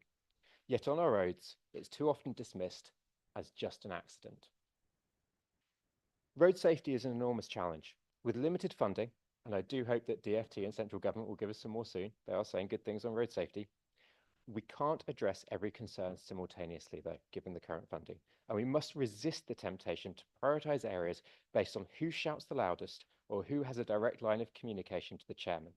An all too familiar pattern under previous Conservative administrations, I'm sure everyone on this side will agree with. That's why I'm so proud of the work we're doing with the International Road Assessment Programme, or IRAP. The internationally recognised methodology allows us to objectively assess road safety risks and intervene before tragedy strikes. Remarkably, IRAP has been around since 2006, which does raise the question why it wasn't implemented during years of the Tory leadership. I think we all know the answer to this. It's part of our administration's commitment, though, to modernising highways after years of misadministration. Regarding to Councillor Hunt, sorry, through you, Chair, and this motion, whether the Conservatives are out of ideas or whether just eager to funnel another £250,000 to consultants is unclear. What is clear, though, is that this motion is an unwise use of the Council's limited opportunities for motions. Chair, let's focus on forward-thinking, evidence-based solutions, not reheated, unproductive debates. I urge colleagues to reject this motion. Thank you. Councillor Tierney. Thank you, Chair. I'm disappointed by some of the councillors' remarks that seem to suggest that every motion we bring has got to be some grand strategic move, some big political gesture. We spend too much time doing that. Too much time virtue signalling about this or that means nothing. We spend too much time saying we're going to write to government ministers about this or that who don't care and don't listen to us. I actually rather like a motion that just addresses what our constituents have said to us. That's what we're here for. It's not out of ideas. It's representing the people who elected us. It's absolutely appropriate for this council. If it isn't, then it should have been disallowed as a motion, but it wasn't, because it's absolutely appropriate. And people should remember we are here serving the public, not just to make political moves out of ideas. I've never heard anything so ridiculous in my life. This is what we're here for. We should remember that. Thank you. Thank you, Councillor Tierney. Councillor Sharp, Councillor Hoy. Yes, thank you. I know you might not like me to speak, but unfortunately, that is not the way it's going to happen today. So I don't agree about the last administration and people shouting the loudest getting what they want, because I shouted very loudly about Ramnath Road repeatedly. I was kept being told it would be resurfaced. It was going to be an X plan. It was going to be a Y plan. I was then told it definitely wasn't a plan, and then it wasn't, and I was completely lied to. And that went on for the period of about 6 years. And to this day, that road has still not been resurfaced, to the point where I just ended up giving up.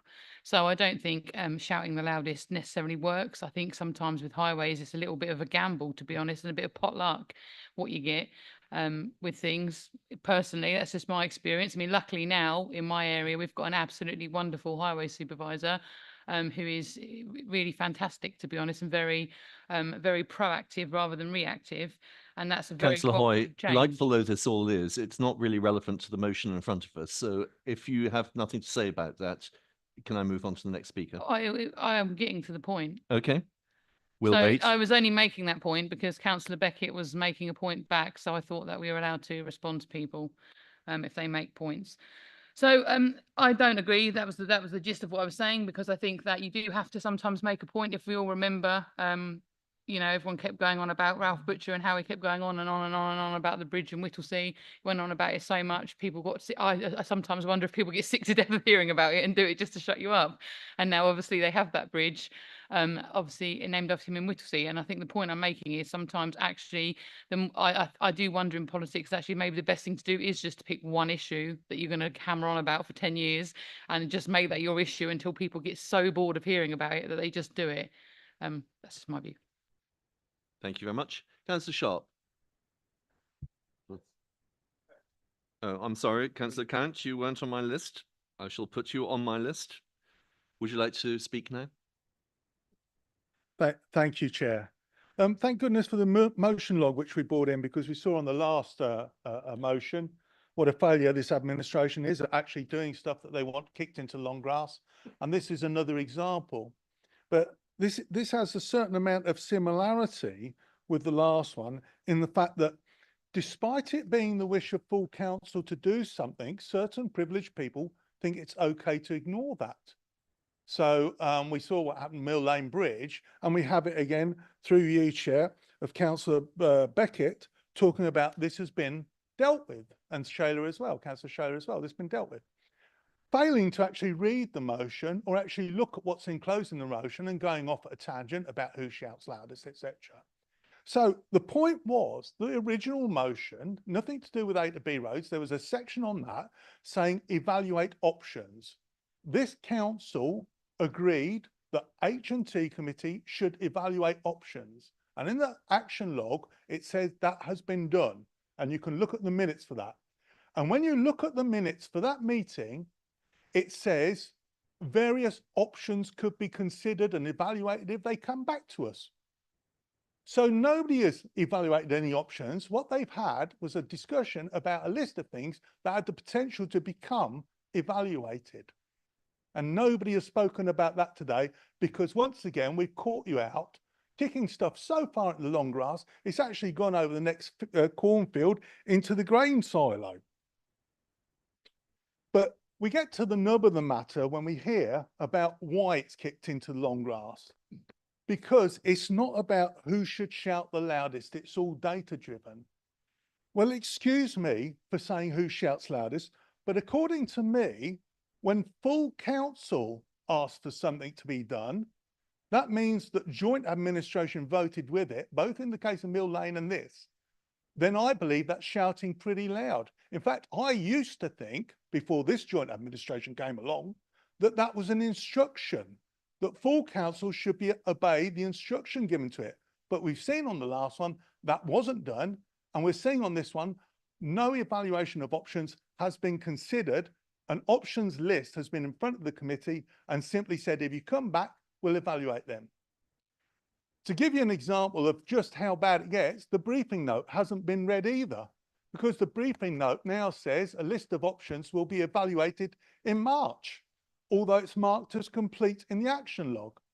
So I feel sorry, not just for Councillor Hunt, but I feel sorry for your residents and the people who use that road.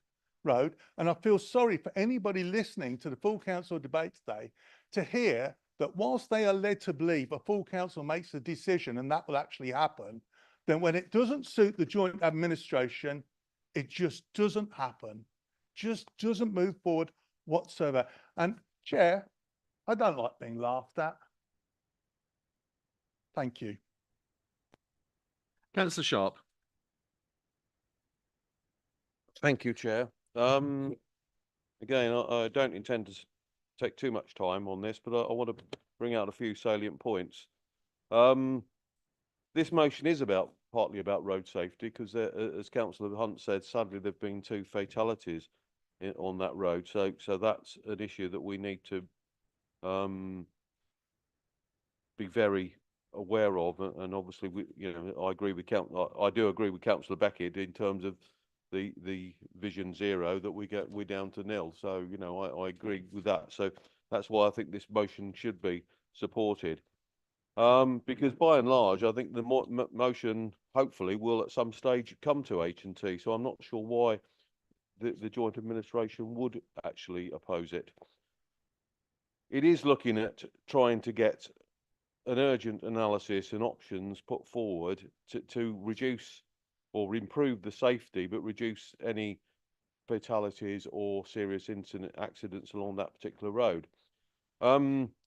Councillor Beckett mentioned the IRAP report. Now, I don't know I've not seen the IRAP report. I've been speaking to the officer involved a few weeks ago and was told it's coming to the March committee. I'm looking forward to seeing what that actually does, because I'm standing here with no idea. I've got no preconceptions of it because I've not seen it. I've no idea what it actually is going to bring to us. But I look forward to hopefully discussing it, Highways and Transport Committee, the pluses, the pros and cons of that particular report or whatever it brings forward. But I do think, as I say, I think I would have hoped that the joint administration would support this motion, because it is around, one can argue that it's parochial, but if you've got 2 fatalities on a particular road, then I think that is important that full council actually consider that and vote with this motion. Thank you, Chair. Thank you, Councillor Sharp. And finally, Councillor Hunt. Thank you, Chair. I'd just like to make a few points here which are pretty obvious, I think. This isn't a political situation at all. I don't even know the politics of the various parish councils that I deal with. All I know is they've got a road going through their village, which is noisy, dangerous, and polluting. And I'm trying to limit that. That's not political at all. And the parish councils, it's not just parochial. I'm dealing with about 6 of them, and they add up. It goes all the way, it's 15 miles, it goes all the way from Soham to Erith Bridge. So I believe, you know, the political side of this just doesn't matter. It's, are we going to look after people who live in Cambridgeshire? I also go and I find it abhorrent that I'm being belittled because it's only a matter of a residence. Well, I'll tell you something. Cambridgeshire is made up of residents. It's what they are.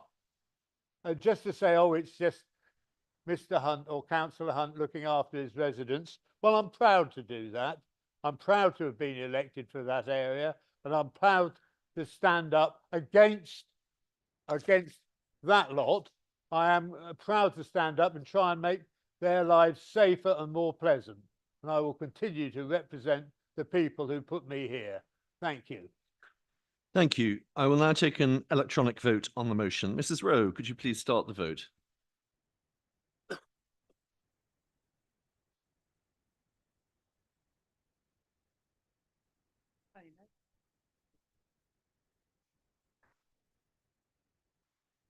Members in favour of the motion, please press the button underneath the word yes. Members against the motion, please press the button underneath the word no. Members wishing to abstain, please press the button underneath the word abstain.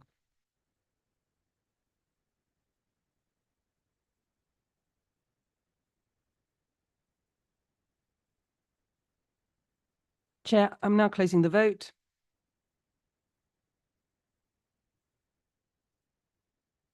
The result of the vote is 11 votes in favour, 28 against and 1 abstention. The motion is therefore lost. Thank you, Mrs. Rowe. That concludes discussion of the fourth motion. We now move to the fifth motion submitted by Councillor Mark Goldsack. Can I ask Councillor Goldsack to move and speak to his motion as set out on page 9 of the Council agenda? Councillor Goldsack.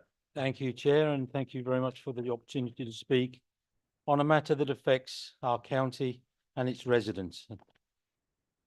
The Country Land and Business Association have laid out that a typical 200-acre farm can expect an annual profit of about £27,300. Under the recent budget plans, they will face or could face an inheritance tax bill of £435,000. If they spread that over 10 years, they would require 159% of its profit per year to cover the bill for the duration of the 10 years. The result is they will probably be compelled to sell 20% of their land owning, which affects 20% reduction on their 27,300 profit that they've made, and actually sees the degradation of the farm business. Most farms are asset rich in the goods, in the equipment they need and the buildings that they have, and cash poor. We have at this moment in time what appears to be an ill-qualified chancellor trying to tax the rich. Her approach, though, is a bit like going hunting for deer with a shotgun. An awful lot of innocent people, not intended targets, are getting hit and they're getting hurt. We've got to do this. We can't carry on like this.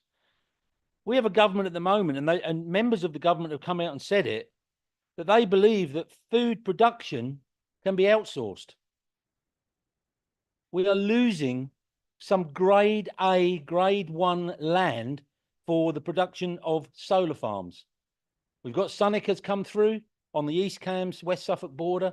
We've got Kingsway on the way now. For those that don't know, it's going to be bigger than Sunnica, bigger, okay? With, I think, an 18-mile pylon run through to Burwell for connection. Think about that. Just think about it. This is on farmland that's been putting food on our tables. We must bring a cease to this. We need to understand what the intended target was for this tax, because it can't have been farmers, but this council, through this motion, needs to show farmers, which apparently, according to according to the latest figures, is still the third highest employer in Cambridgeshire, agriculture and its suppliers into the agricultural industry, still the third highest employer in our area.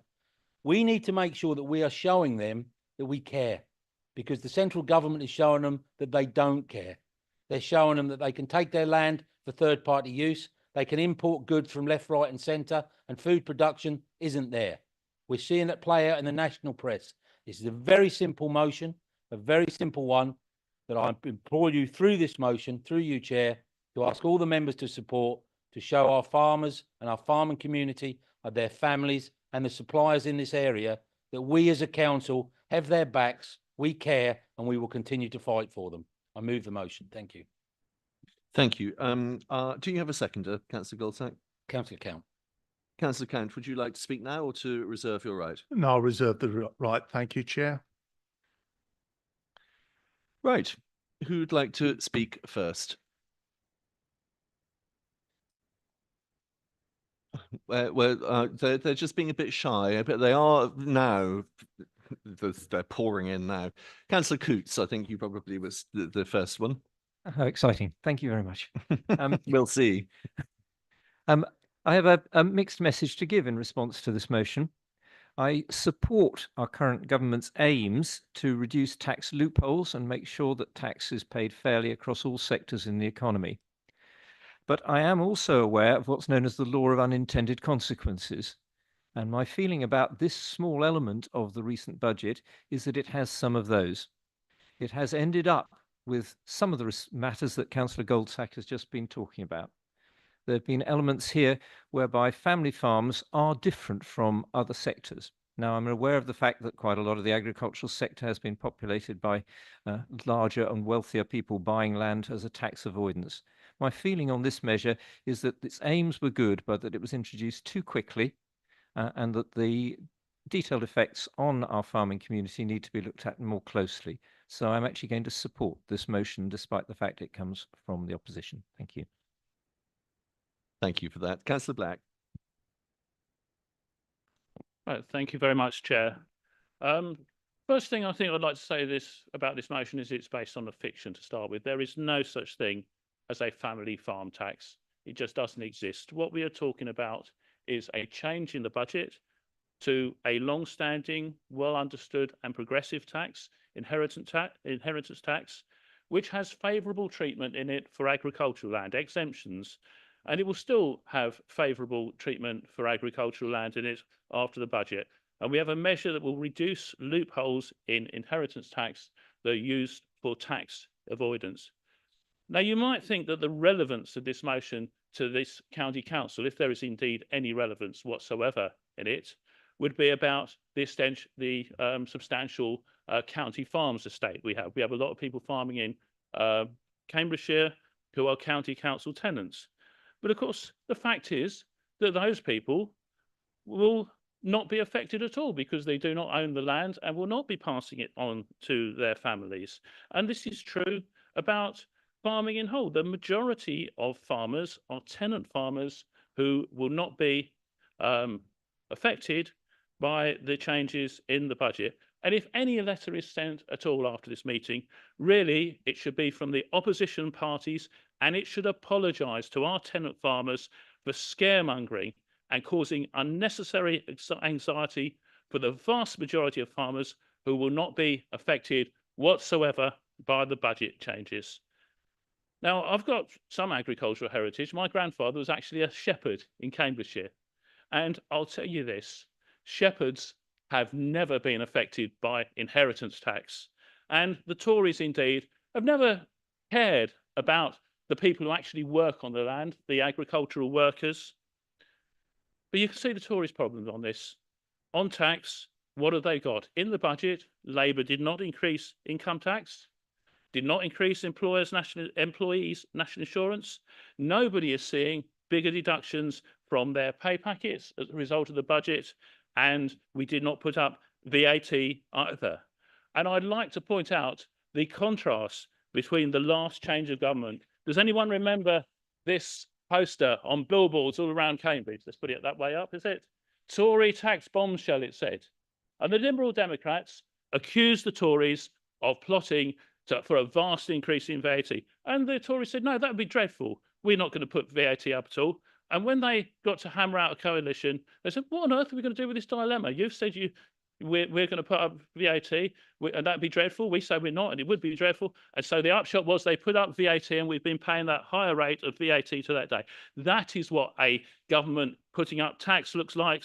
That is an example of a government that deserves the allegations made in this motion. A British government flagrantly breaking the manifesto promises and the promises the parties made before it came into government. In 2010, they claimed there was a black hole. Now, a couple passing on a family farm and farmhouse to their son will be passing over at least 3 million before inheritance tax is due. So actually, this is a change not just for millionaires, it is by definition only for multimillionaires. And who will speak out for the poor millionaires? Well, lots of politicians, it seems, not just Tories, but Reform, Lib Dems, Greens.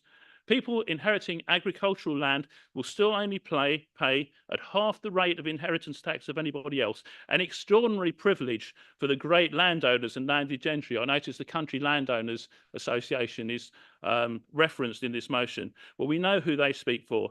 And why shouldn't there be equality for stock farmers? How about multi-millionaire farmers pay at the same rate as any other multi-millionaire? Why not pay the same rate after, say, 10 million? And especially for the Duke of Westminster and a number of other landowning and supposedly farming dukes, and especially all the tax avoiders, because this loophole is as much used for tax avoidance with wealthy people buying up farmland specifically to avoid inheritance tax as anything else. The changes in the budget that this motion is moaning about only affects tax avoiders and multi-millionaires. Reject the proposals of the party that only cares about multi-millionaires. Reject this ridiculous motion. Thank you, Councillor Black. Now, I've got an extensive list of speakers. 1, 2, 3, 4, 5, 6, 7, 8, 9. I'd be grateful perhaps not to rerun the class war again. And Councillor Bowden has indicated to speak at the mention of dukes, so I can only look forward to what that is about. Right, Councillor Shaler, you're up. Thank you. Thank you very much, Chair. Just for reference, you can hunt deer with a shotgun. Use ball cartridges. Maybe a better illustration would be hunting with a machine gun or whatever, but we get the point. Yes, farming is under pressure. Successive Conservative governments have made even more of a hash of their botched Brexit by drastically reducing access to markets for export, while at the same time exposing British farmers to increased import competition. Farmers in England are squeezed by unfair supermarket and wholesaler behavior, as well as banking practices with finance for land purchases of machinery.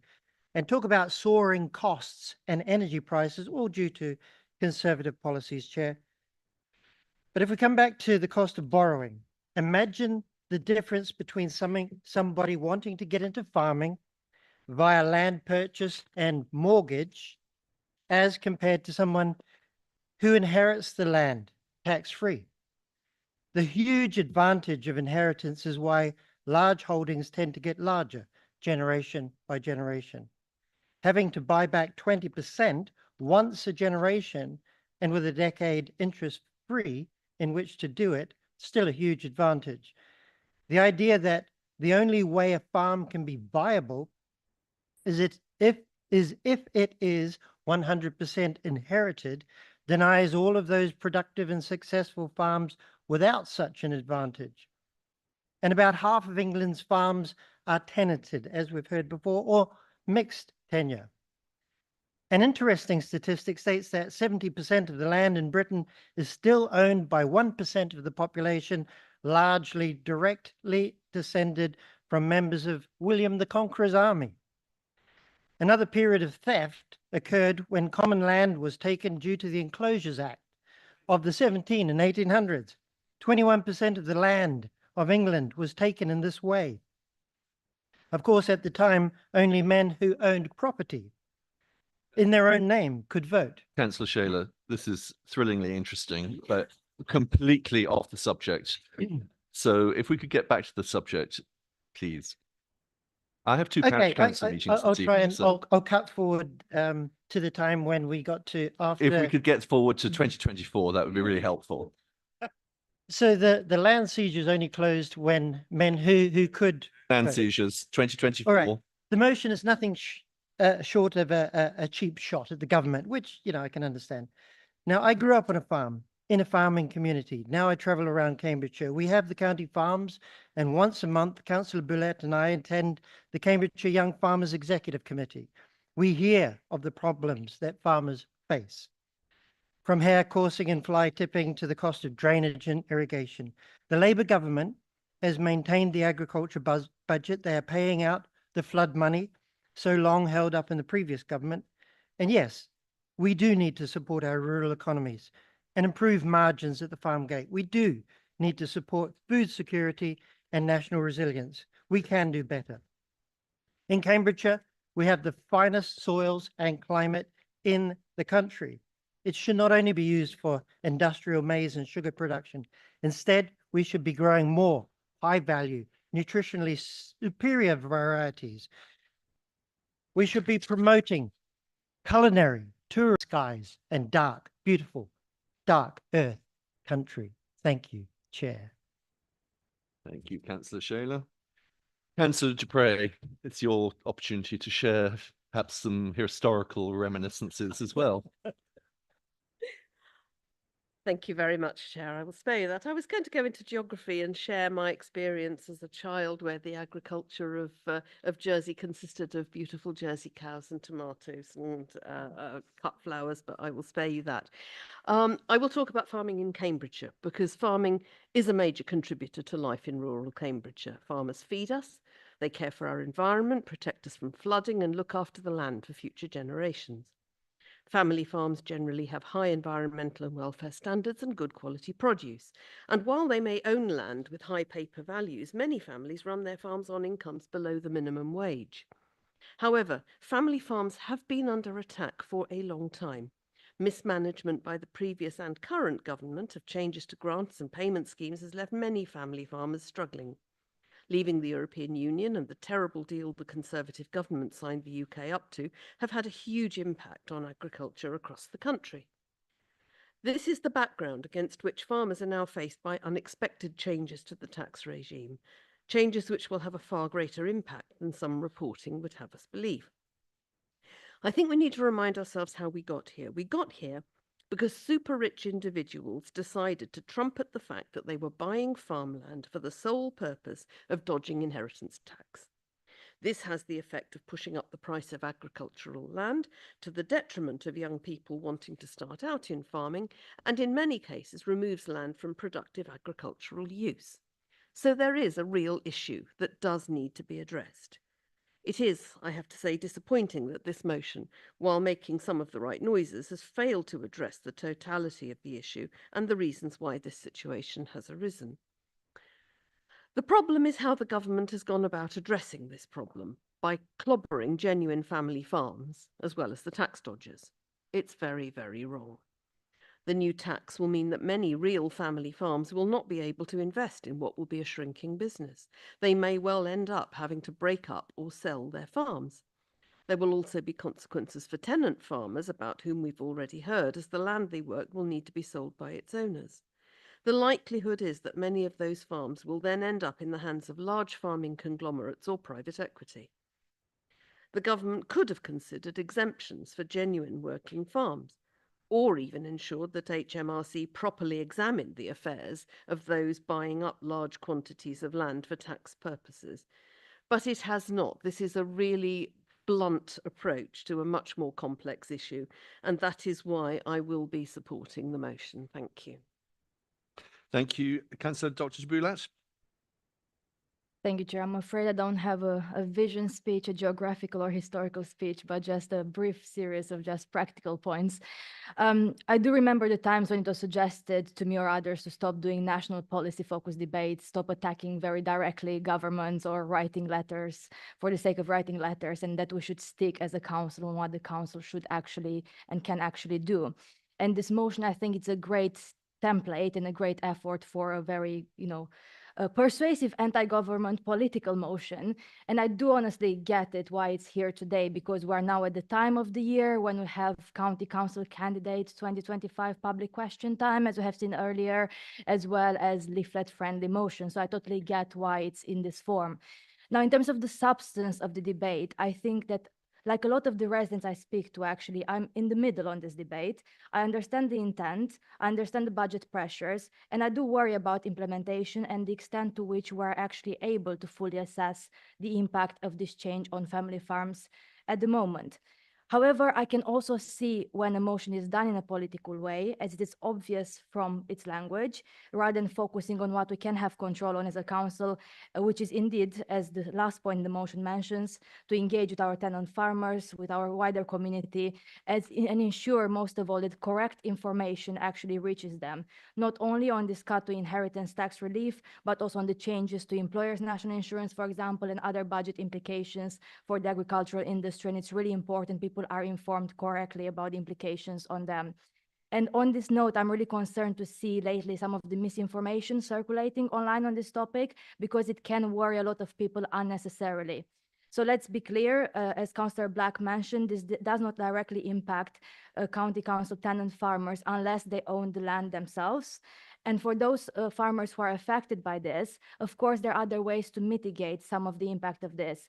Some people argue that, for example, transferring 7 years before death can speed up intergenerational transfers, which some people argue could be positive in the longer term, given the age structure of UK farming. But equally, we do need to do more to encourage young people into farming, because currently one of the barriers that we have is that, in fact, fewer young people consider taking over family farm businesses. So not everyone will be affected straight away in April 2026, as it's often suggested when the changes come in. The impact will not be all at once. So I think we have to be really clear on the impacts. Yes, there are impacts, but we should be clear on how we communicate those.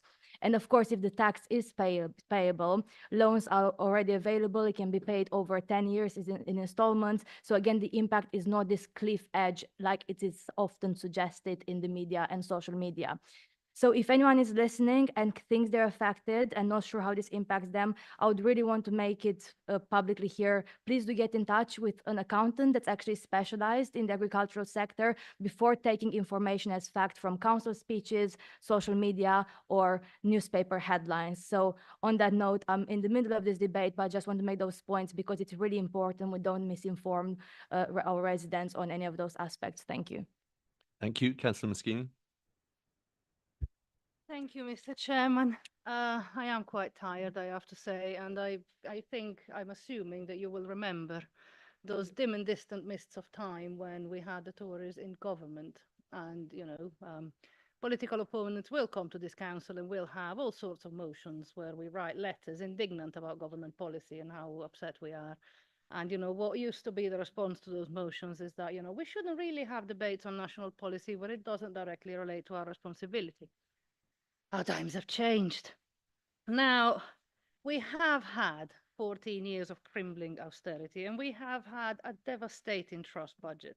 And there have been and still are considerable calls on the new government to repair the crumbling public realm. And I think we have all heard just how unanimous the call for those with the broader shoulders to bear most of the burden. Now, I have a few questions. Who are those with the broader shoulders? Are they millionaire pensioners? Apparently not. Are they private schools? Apparently not.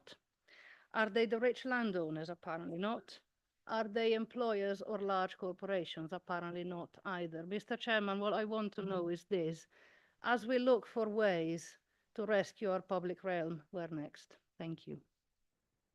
Thank you. Councillor Tierney. Thank you, Chair. I'm a little interested to hear Councillor Shayler's expertise on the correct guns to use to hunt deer.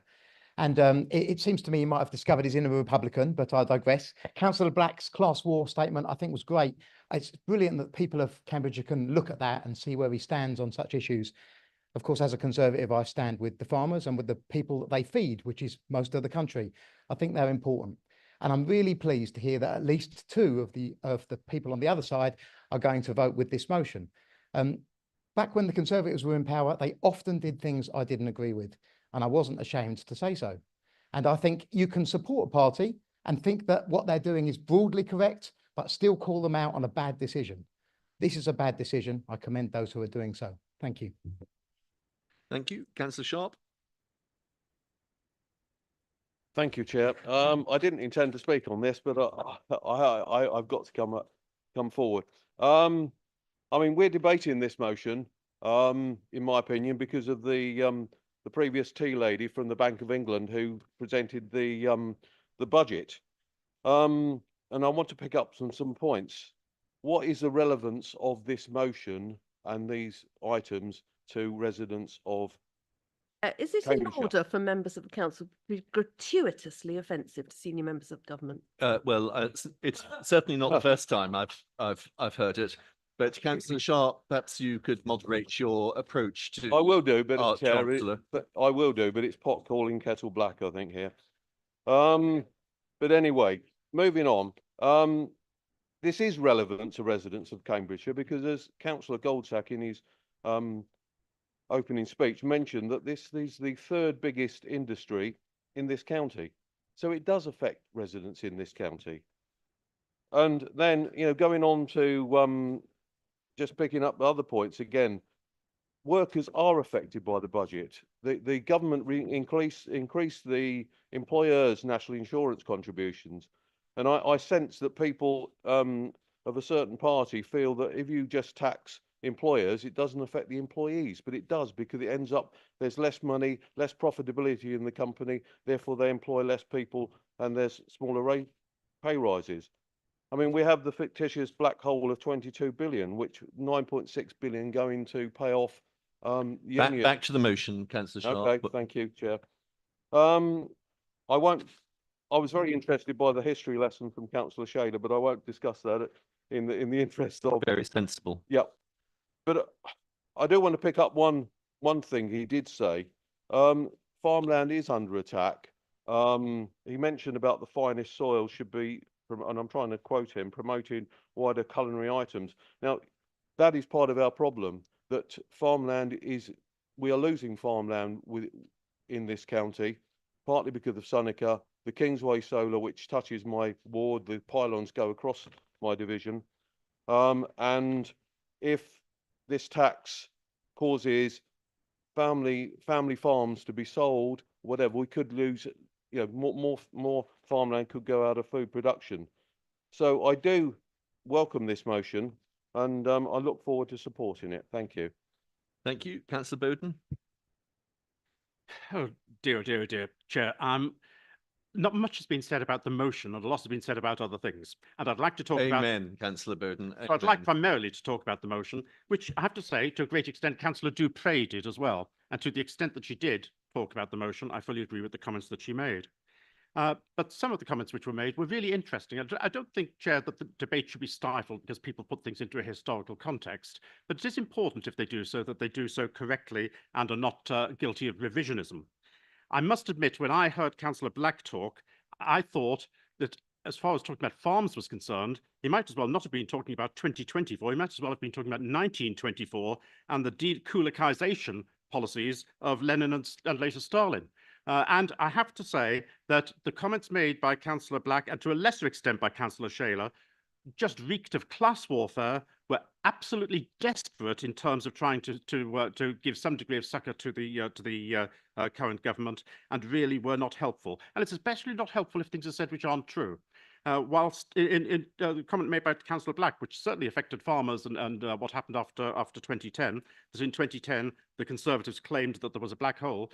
Well, that's just false. What happened was that in 2010, the departing Labour Secretary to the Treasury left a note saying, "There's no money left, good luck." It was Labour who said there was a black hole, it wasn't the Conservatives.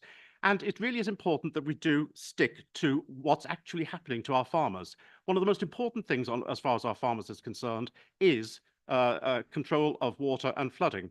And Councillor Shaler's comments that flood monies are being paid out is patently untrue in terms of Cambridgeshire, where the as far as Cambridgeshire is concerned, we're facing a 2/3 reduction in the Highland Water Grant. Now, some members of this council may not be aware of the Highland Water Grant and why it's relevant to Cambridgeshire. If you're not aware about it, Chair, I'd suggest that members do become aware, because it's of vital importance to our farmers to ensure that their farmland is actually able to be used and doesn't end up being flooded. So all in all, I was really rather disappointed with the quality of some of the debate. I was pleased, Chair, to hear some historical references, but let's try and make sure that any historical references which are made are relevant and correct. Thank you, Chair. Thank you, Councillor Bowden. Disappointed you didn't refer to Dukes, but anyway. Councillor Count. Oh, no, Councillor Hunt has indicated he wishes to speak. Councillor Hunt? Thank you, Chair. I'm just a little bit confused. One of the members from over there was talking about the wonderful quality of the land in Cambridgeshire and how it should be used for growing food. And in fact, it should be growing spuds and feeding people. I accept that totally, and I've always thought that to be the case.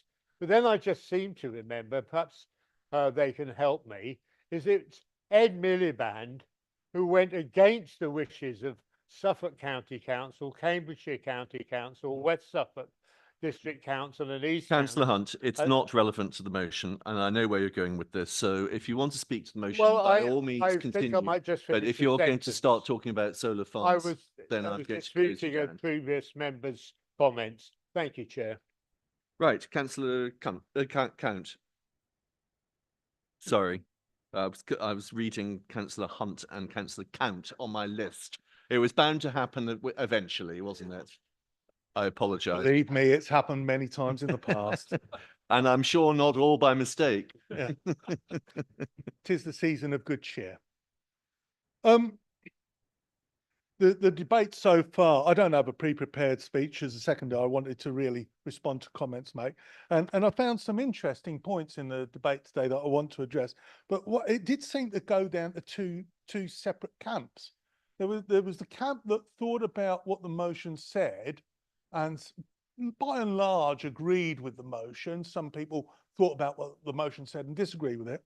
And then there was another camp that was firmly embedded in a lifelong struggle of class warfare. And this was another opportunity to go down that line. And I didn't find much in the way of deep thought going on there. Simply, you have something, we want to give it away to somebody else. But I'm going to try and address some of the points. But before I do, I'd just like to describe why this is important for me in my area. I live in March, I live in a town, I don't live outside in the country. But I mix with a lot of people that are involved in the farming community, whether they be a farm owner, a farm tenant, somebody who works in a farm. It is intrinsic to the area that I live in that you will bump into these people in all walks of life. And generally speaking, the people that I know tend to be from family farms, multi-generational, and I meet them in the local places buying the local things. Now, I think it's not a secret that my penchant might be for the odd pint of ale, and that's probably where I meet most of them. But wherever we meet them, it tends to be spending local money in local shops and local businesses.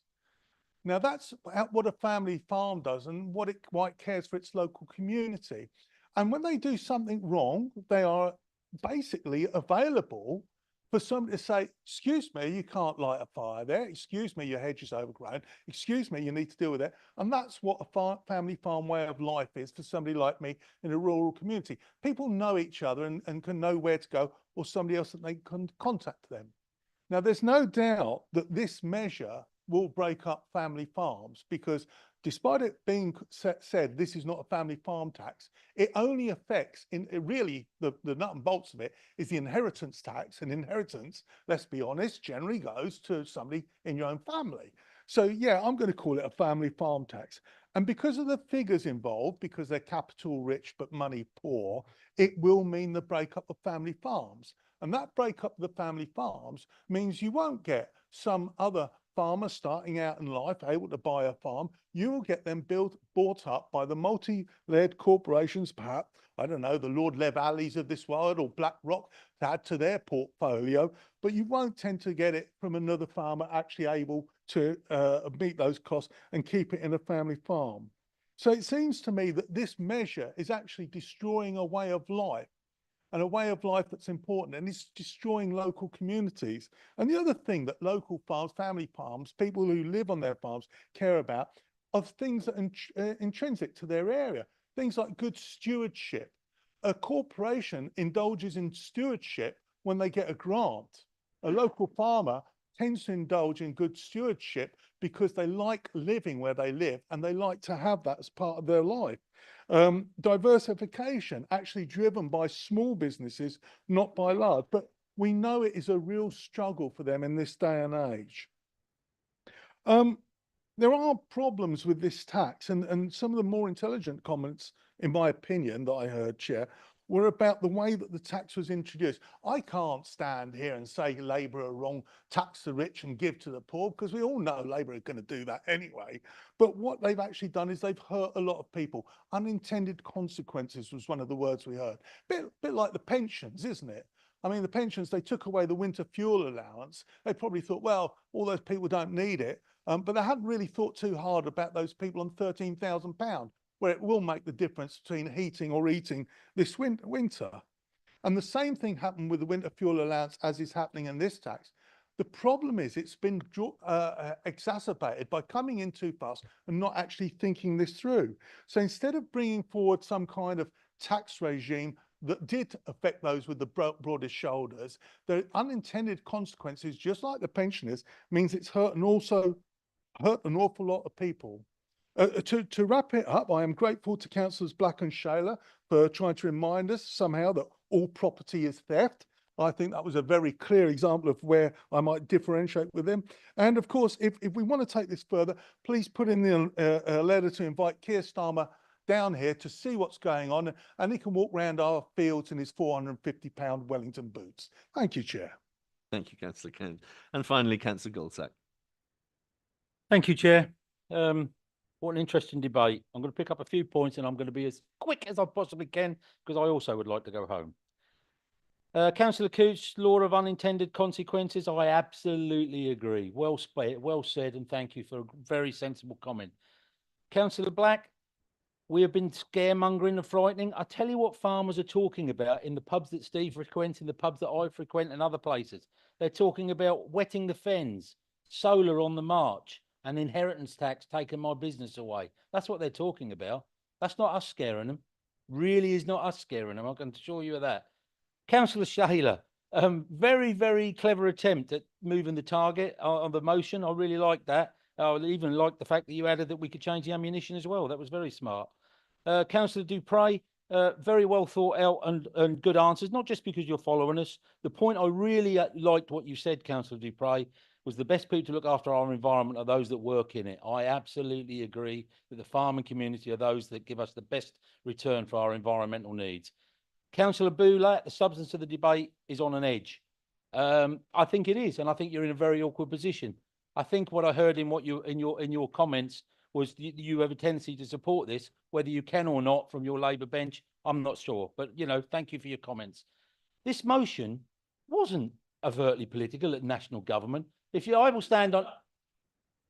Oh, God. Colleagues, Councillor Goldsack, if you address your comments through the chair, then... Okay, Chair, this motion wasn't overtly national politics. This was to show support for our amazing local farmer community, one that I live amongst, one that I frequent, one that I have many friends with. And by the way, there was a mention of our county farms group. I'm very pleased that this administration's got that going again, because I'm on it. And I was attending a meeting just this week on it. So I have some knowledge and experience this. I also worked in a farming environment early. But then again, Prime Minister was a toolmaker's son, so there you go. This council had two outputs. Look at the resolves in this. A letter to the CE of DEFRA. Okay, a letter. We had to put that in. But actually, the second one is the one that gets me. The council is to engage with local farmers and community representatives to offer support. And I think that's what this council should be here. Not to tell them how to farm, not to tell them how to do things correctly, but to offer the levels of support when central government and other areas are looking for. That's all we ask for. And on this occasion, I really don't think that's too much other than the grandstanding we've seen from elsewhere. Thank you, Chair. Thank you very much. That concludes the speakers. I will now ask Mrs. Rowe to take an electronic vote on the motion. Mrs. Rowe.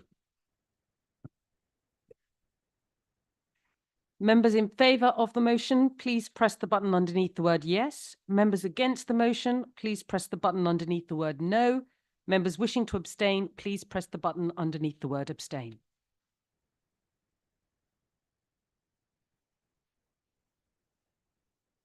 Chair, I'm now closing the vote.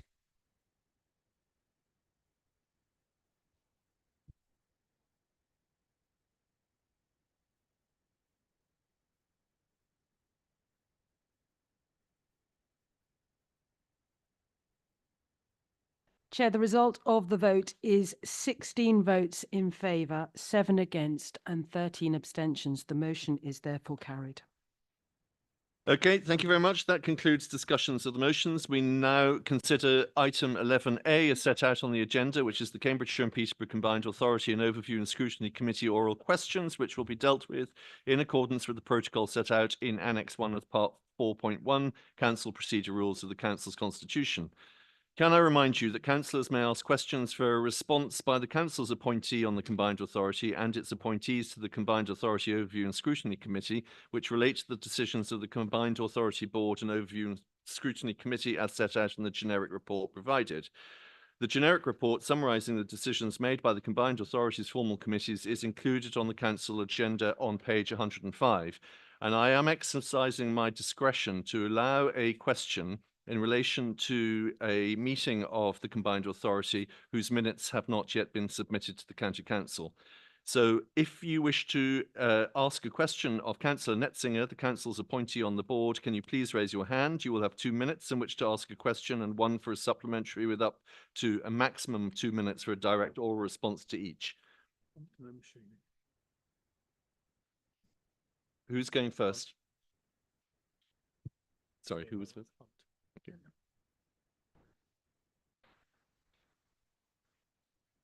Councillor Goldsack, did you not have a question? Okay, it's being asked by someone else. Okay, Councillor Hunt, you're first. Thank you, Chair. I'd like a question, please, to the Leader of the Council in her role as the Council's representative on the Combined Authority. So my question is, does she agree with the increase that's going out for consultation on the Combined Authority's mayoral precept? So is she in favour of increasing the mayoral precept, or is she against it? And I would accept a short answer. Thank you, Councillor Hunt. I think it's up to me to accept answers or not. But in any case, well, I'm sure you'll Councillor keep me in Netzinger, would you mind, like Chair. to answer the question from Councillor Hunt? My answer is that I haven't yet made up my mind. There's a consultation running. I shall be interested to see what it comes back with. Thank you very much. Do I get a supplementary, Chair? No, I don't think you do, actually. Sorry, Councillor Hunt. Oh, well, I'm sure. Oh, no, sorry, Councillor Michelle's told me I'm wrong. Sorry. Go on, Councillor Hunt. Let's have your exciting Could you supplementary. give me an indication? This is a second question to the Leader. Could you give me an indication of when you will make your mind up? I understand that on the 13th of November, you supported the matter going out for consultation, so you must have some idea. But will you undertake to tell me when you've made your mind up? I don't think I'm going to promise to undertake to tell Councillor Hunt when I've made a decision on something. I mean, there will be a public meeting at which point you will find out along with everyone else. Well, I recognise your difficulty in coming. Right, with a thank you, straight Councillor Hunt. answer. You've had 2 cracks of the whip. Let's move on to Councillor Hoy. Yeah, mine's slightly a point of order. Didn't we also used to have questions to the Fire Authority, or have I missed that? Twice a year. Okay, I'll put my question on an email. Thank you. Okay, was that it? Yes, okay. Right, any other questions for Councillor Miskini? Sorry, thank you very much, Chair. I would like to ask Councillor Netzinger to please provide an update on the proposals relating to bus reform that are under discussion at the Combined Authority, and also in her role as this council's rep on that board, what the council's position is in relation to those proposals.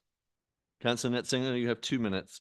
Thank you. So the current position that the Combined Authority has been running a consultation on changes to bus services. We are required to change our current position on bus services to choose between either franchising or an enhanced partnership. That consultation has now closed, but the County Council has submitted a view to that consultation, which I believe has been accepted. The options being consulted on were the enhanced partnership or franchising, and there are advantages and disadvantages of both. For the County Council, some of the key issues over which option would be preferable relate to which would give a more strategic approach and the ability to make sure that the public transport system links up not only with bus services more generally, but also park and ride services using the busway, home to school transport, the ability to have a strategic and joined up public transport system will be very valuable. The results of the consultation, I believe, will come to a meeting of the Combined Authority in February, at which point a decision on which of those two options to take forward should be made. But I don't know what the outcome of the consultation is yet. Thank you. Councillor Moschini, do you have a supplementary? Thank you very much. That was all. Thank you. Councillor Count.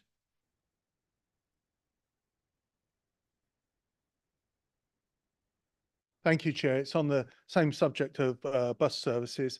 Going back to the budget last year, there was a consultation went out on improvement to bus services, and the Mayor put up this precept by £36 to cover that. And I was pretty dismayed personally because I seem to see so little for that. But I was quite overjoyed at the fact that one of my communities, Christchurch, was apparently going to get a new bus service, which was part of that thing. I've recently been informed that despite this being claimed as to happen and going forwards, that even though the budget has been passed, now we're looking at next year's budget, this service still doesn't exist. There is no provision whatsoever. There's no bus running through Christchurch.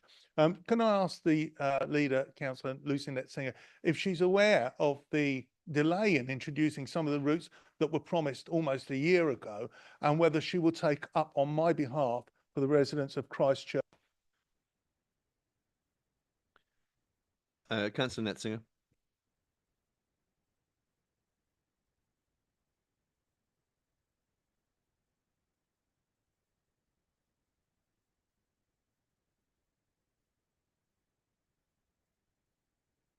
Magic. So I wasn't aware of the specifics of the Christchurch service. I am aware that there have been delays in the implementation and the actual getting some of the services up and running.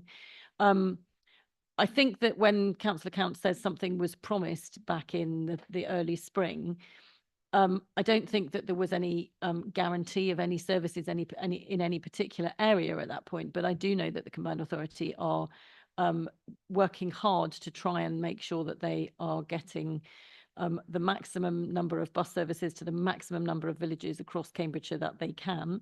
And I am very happy to investigate further what's going on with the Christchurch service. Councillor Count. Yeah, thank you, Chair. Through you. Yeah, it was very specific because I was very aware of it, because Christchurch had literally no provision whatsoever, as did TERVS. I've discovered Christchurch hasn't got one. I'm unaware.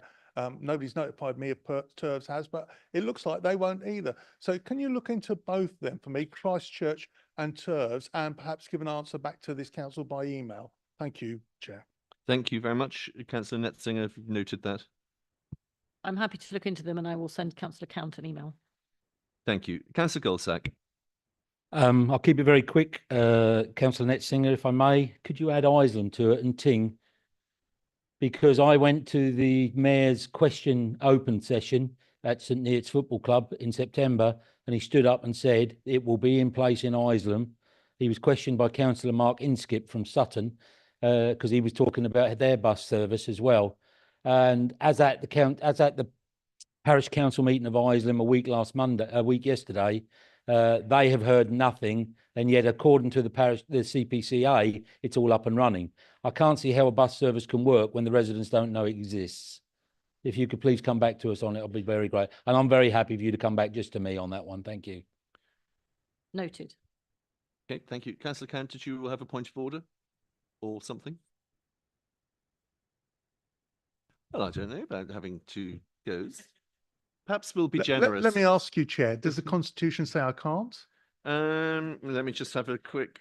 Yes, no, come on, just ask the question. Thank you, Chair. 'tis the spirit of goodwill after all. Having noticed that just two people sat next to each other are devoid of services that were promised for earlier on in the year, and having recalled that the mayor introduced a £36 precept, which was going to cover all this, and that precept started getting paid in April of this year, I'm kind of wondering what's happened to all the money, seeing as how much of it's spent. Would the leader of the council, Lucy, take up with the combined authority and find out just how much of that £36 precept actually got spent in the financial year for which it was raised? Councillor Netzinger? I'm not sure I am going to take that one up because I don't think that it's not my recollection that the money for the precept was ring fenced for particular services. And if the councillors want to go and investigate the details of the way in which particular pots of money get spent or don't spent at the combined authority, I suggest they do that through their members on overview and scrutiny. Councillor Gowd? Yes, thank you, Chair. Obviously, we do realise just how busy you are and can't cope with such things with the list of appointments we heard about earlier. Sorry, right.